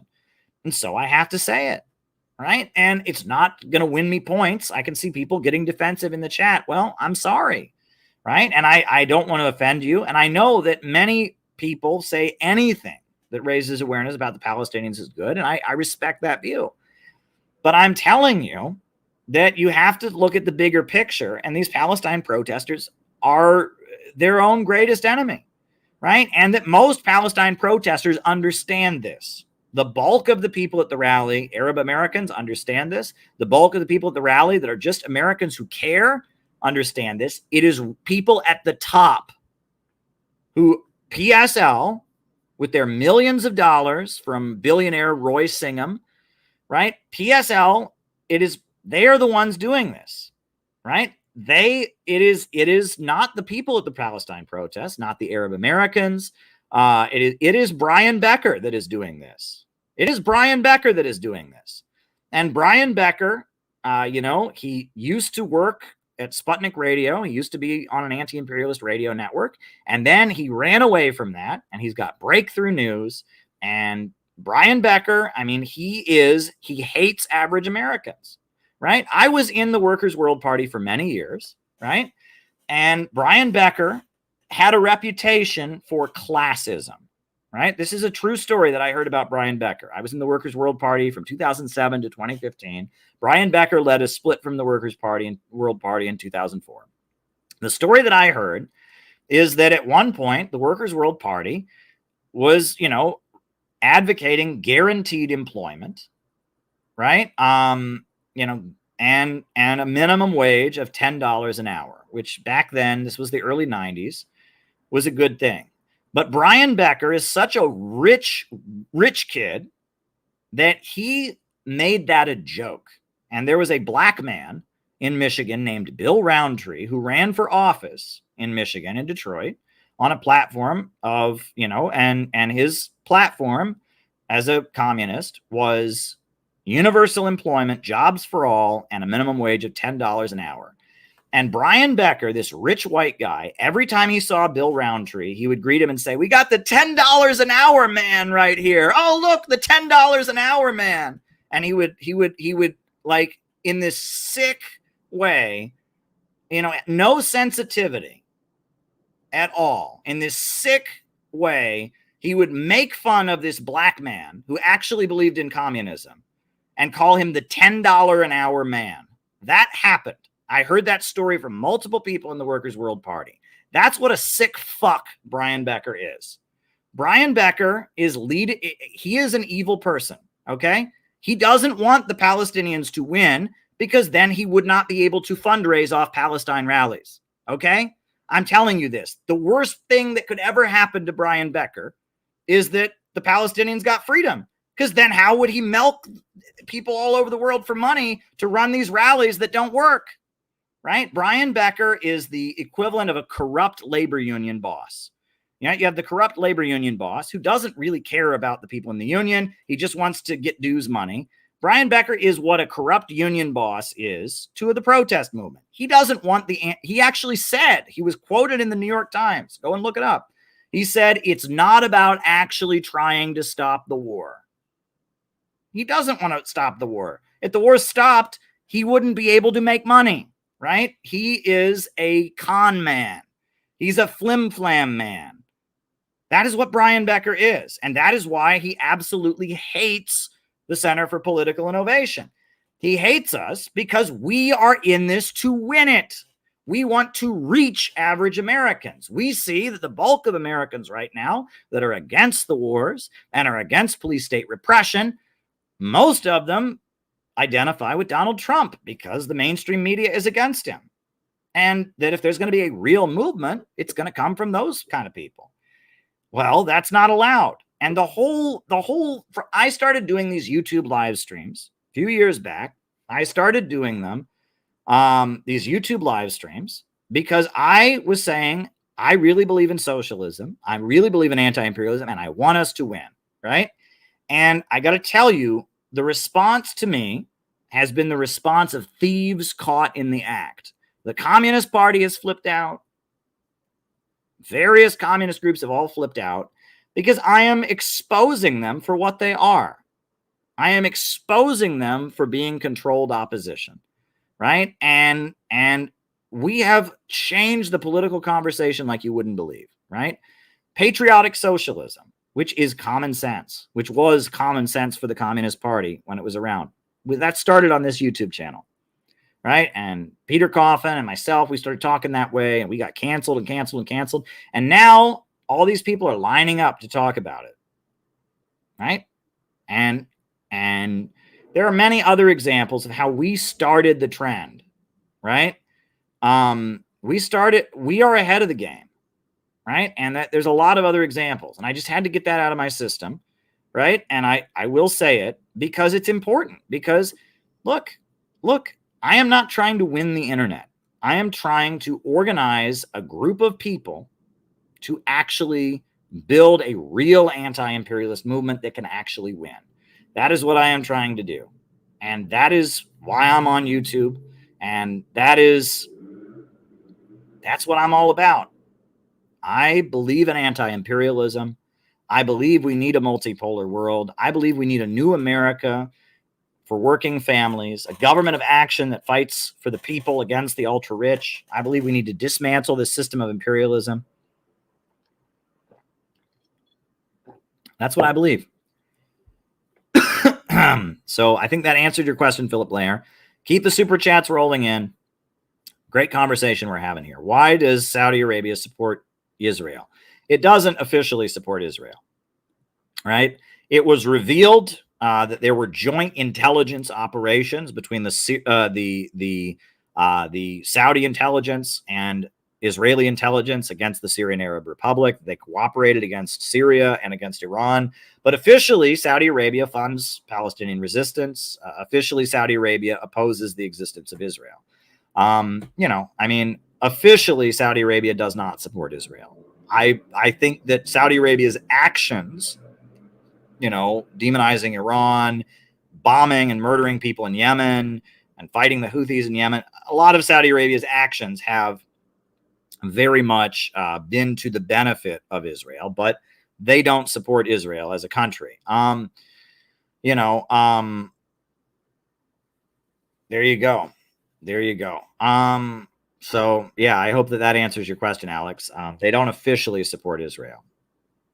There are a few countries, Tunisia, the United Arab Emirates, and Bahrain, that signed the Abraham Accords, and they, I guess, recognize Israel. Alrighty. Where did Gaddafi fall in all of this? He aligned with Iran in the Iraq-Iran war because he was a Muslim and because he saw Iraq as aligned with the United States. Now, to be fair, most socialist countries in the world aligned with Iraq, not with Iran. I think Gaddafi was the exception. Gaddafi also supported the Mujahideen of Afghanistan and didn't support the Soviet Union in Afghanistan.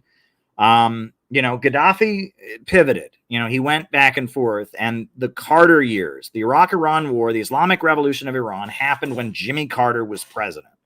And you can't make this up. Sometimes truth is stranger than fiction. Billy Carter. Let me find a picture of him. Right? This name, this is wild, right? But we all know about the Foreign Agents Registration Act, right? That, here is a picture of, Jimmy Carter had a brother who I believe was disabled. I mean, he was legitimately like disabled, right? But Jimmy Carter's brother was Billy Carter, right? Was this guy, right? Billy Carter. And Billy Carter, right, was Jimmy Carter's brother. And when Jimmy Carter was president, Gaddafi, in Libya was the center of anti-imperialism. Billy Carter, who started, he started his own beer called Billy Beer. Billy Carter became Gaddafi's drinking buddy. It is one of the weirdest things ever. Billy Carter went to Libya and went to wild drinking parties with Gaddafi. And you can look this up. It is one of the weirdest things. But as somebody who understands how diplomacy works, I know Billy Carter was probably an alcoholic, and I know he started his own line of beer, but I don't think that was simply a matter of Billy Carter, wanting to have a drinking buddy who was also the leader of a country in Africa. It was a back channel, right? Gaddafi felt like by having Billy Carter at all of his wild drinking parties that he had a back channel with the United States. And you will notice that in the late 70s, Libyan foreign policy pivoted in a pro-U.S. direction. In Afghanistan, they supported the Mujahideen in various places. But then by the mid-80s, Libya was very solidly anti-imperialist. And even at that time, they were still funding the IRA. They were still funding, the Palestinian resistance. They were still, so at no point did Gaddafi become like a complete puppet of imperialism.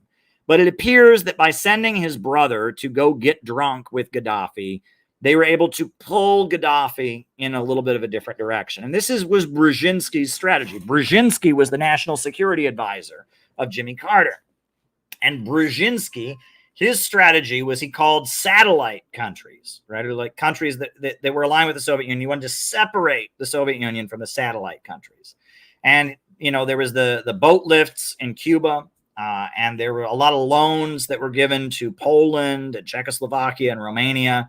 And that was the strategy under Carter was to separate the satellite countries from the Soviet Union. And so Gaddafi's Libya was considered a satellite of the Soviet Union. It was a socialist country, but it bought guns from the Soviet Union. It was aligned with the Soviet Union, but Billy Carter went there, and Billy Carter, Jimmy Carter's younger brother, actually signed a foreign agent registration. He became a registered foreign agent of the Libyan government. The Foreign Agents Registration Act was signed because apparently Gaddafi was paying Billy Carter all kinds of money. And Gaddafi thought he had like a back channel to the White House through Billy Carter. And he may have had that. And it may have been that the White House did good things for Libya, right? Libya was obviously subjected to a huge amount of sanctions. But under Jimmy Carter, or under Ronald Reagan, U.S.-Libya relations completely deteriorated. Ronald Reagan murdered Gaddafi's daughter. He bombed Libya and he killed Gaddafi's daughter. So there you go. What happened in Bangladesh? Well, I actually don't know the whole story. And I was going to interview Cynthia McKinney, and there was some kind of mix-up. She's in Bangladesh with her students. There was some kind of mix-up about the time zones and all of that. I do know that the government has been forced out of a feeling that they give preferential treatment to people whose family members fought in the Bangladeshi independence war, and that there's been student uprisings, and that there's a lot going on in Bangladesh, but I can't comment on it completely because I don't honestly know in great detail, and I don't want to give you wrong information. So hopefully Cynthia McKinney can reschedule her interview and she can come on here and tell it to us straight. So there you go. Thank you, Penny. All right. Your thoughts on Lena Khan. And again, I will Google Lena Khan, right? Because that is right. All right. Lena Khan is a British-American legal scholar serving as chair of the Federal Trade Commission since 2021. She is the youngest ever FTC chair. Okay. I don't have an opinion of her. I have researched various figures in the government, like Kamala Harris, like others, but she is not someone I have done research on.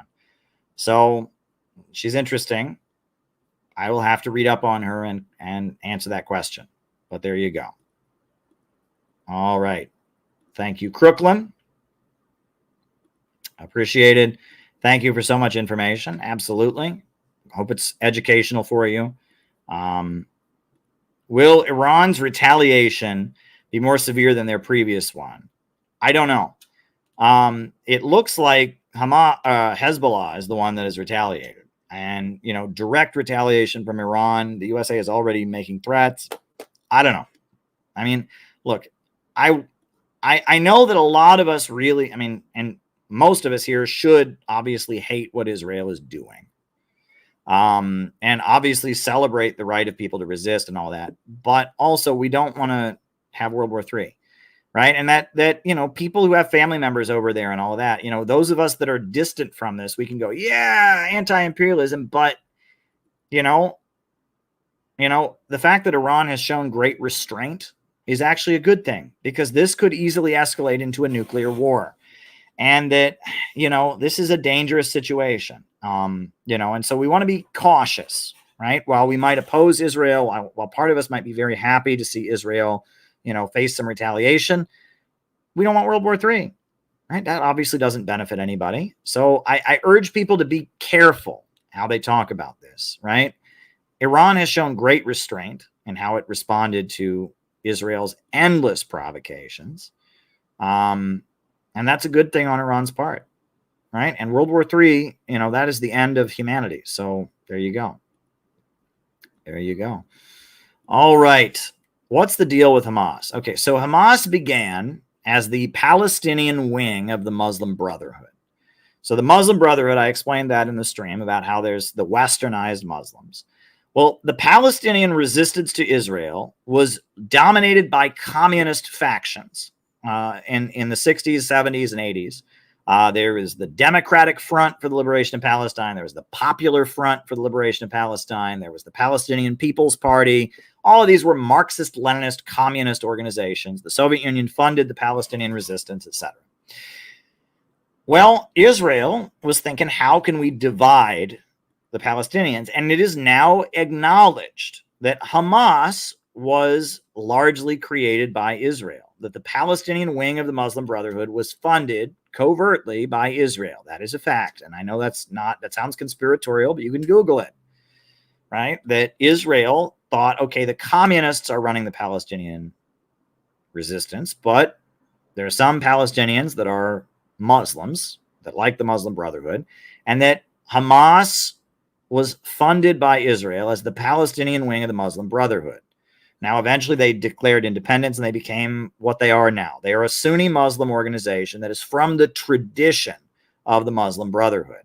The difference between Hamas and Fatah is that Yasser Arafat, who was the leader of Fatah, leader of the mainstream of the Palestinian resistance, he signed the Camp David Accords, and he says that Israel should exist within this 1967 borders.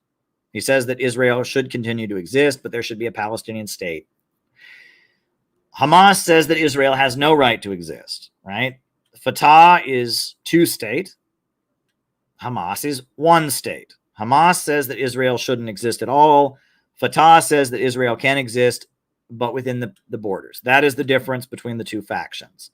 Fatah is more secular. Hamas is religious. Hamas started out as the Palestinian wing of the Muslim Brotherhood. They are Sunni Muslims from the Muslim Brotherhood, westernized Islam tradition. Nigeria is committing genocide against the Biafran people. Mazi Kadu, held in prison, found guilty. The Biafra struggle, right? And this is very interesting. So there's a region of Nigeria called Biafra, and there has been a regional separatist movement there for a long time. And a big, the part of Nigeria that is the wealthiest, it's where all the oil is called the Niger Delta region. And a very big chunk of the Niger Delta region is in Biafra. So if Biafra were to break away, right, there's billions of dollars at stake there, right? Nigeria is a very wealthy country. Very, very wealthy country. The people there are very, very poor because the control of their wealth is in the hands of Shell and ExxonMobil and BP and Chevron. There's a couple Nigerian billionaires who act as middlemen, but the bulk of the profit made from Nigeria's natural oil wealth goes into the pockets of Western corporations. But there are divisions among those Western corporations, and Biafra is a region of Nigeria, and there have been civil wars there, for a long time. And Nigeria has had various governments, various leaders, and right. That's Nigeria. Nigeria is about half Christian and half Muslim, and the Christians and the Muslims have fought each other very viciously. There's been ethnic war between them, and then there is a group called Boko Haram that now it calls itself the African wing of ISIS. And they are supported by the local government of Nigeria in the Muslim regions. There's also a Shia Islamic movement called the Islamic Movement of Nigeria that is tied to Iran, that has tried to unify Christians and Muslims, that has been very heavily persecuted by the Nigerian government with the support of the United States and Israel. It's all a very complicated situation. But Nigeria is a very wealthy and very heavily populated country in Africa, but the people there are very, very poor. There's actually, I believe, a crisis of malnutrition going on in the country. How can you have a crisis of malnutrition right now? Right? There's massive global supply of food, but that's imperialism. Now, the Biafra movement, a lot of people don't know this. This got very little attention in the United States, but Google Biafra for Trump. This is fascinating to me. Biafra for Trump.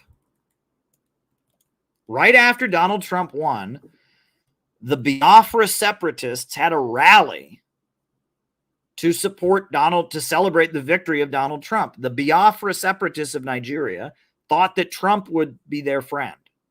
Now, I don't know if Trump said anything about Biafra and about Nigeria when he was president, but after he won in 2016, there was a Biafra for Trump victory party, and the police of Nigeria opened fire on it, and someone was killed. And that goes to show you how much there's all this talk about, we can't have foreign meddling. Do you know every country in the world is meddling in American politics, and America is meddling in every country in the world's politics?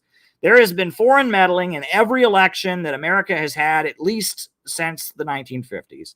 And America has been meddling in the entire world's election for years. Okay. And it's like the fact that people in Nigeria, the Biafra separatists, were supporting Trump. The fact that I was out in front of the White House with the Coptic Christians of Egypt that were out there, cheering and supporting Trump. I mean, America has its finger in every country with military bases all over the world, over 800 overseas military bases. Some people say over 1,000.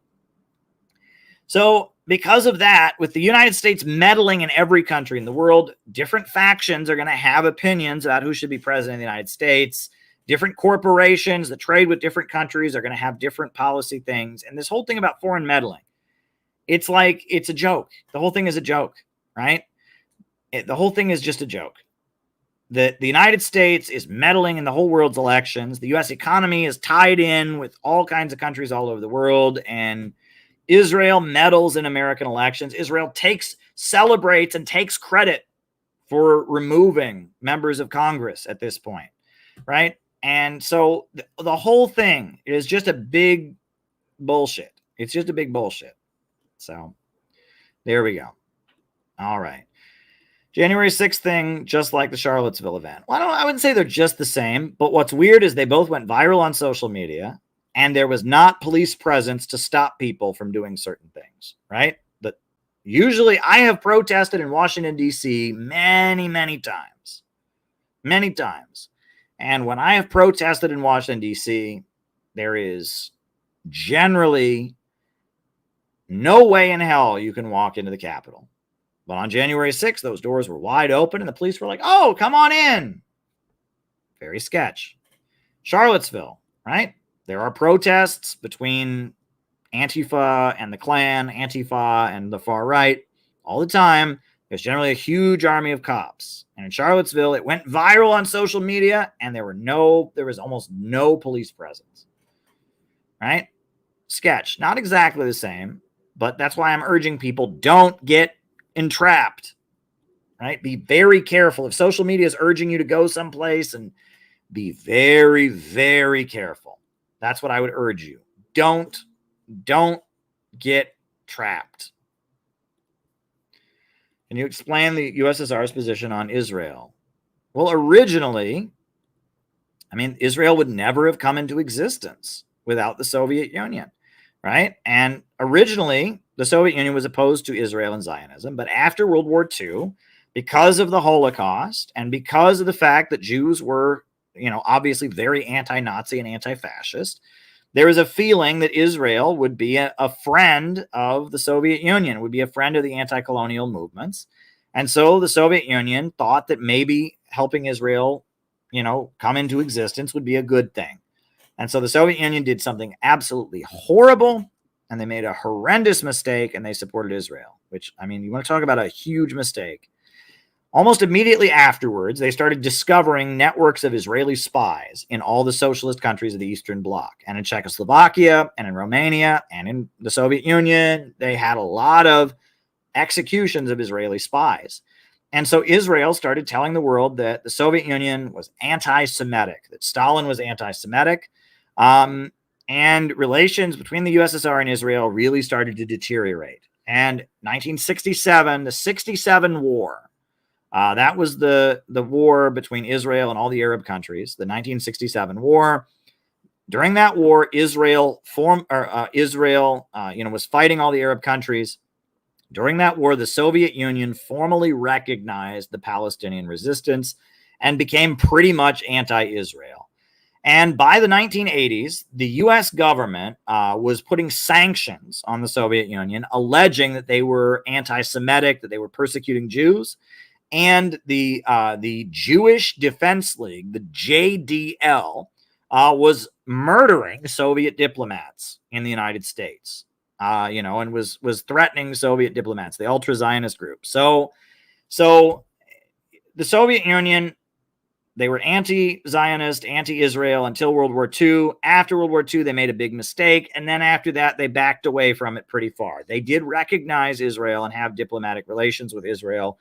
But, starting from the 1967 war, but really even earlier than that, things started going south. And that, the Soviet Union was arming the Palestinian resistance. They all had Soviet weapons. They were communist groups that were aligned with the Soviet Union that were fighting on the Palestinian side. There was diplomatic relations. The Soviet Union did recognize, it was like a two-state position. They did recognize that Israel could exist, but they recognized the Palestinian resistance. That was their position. So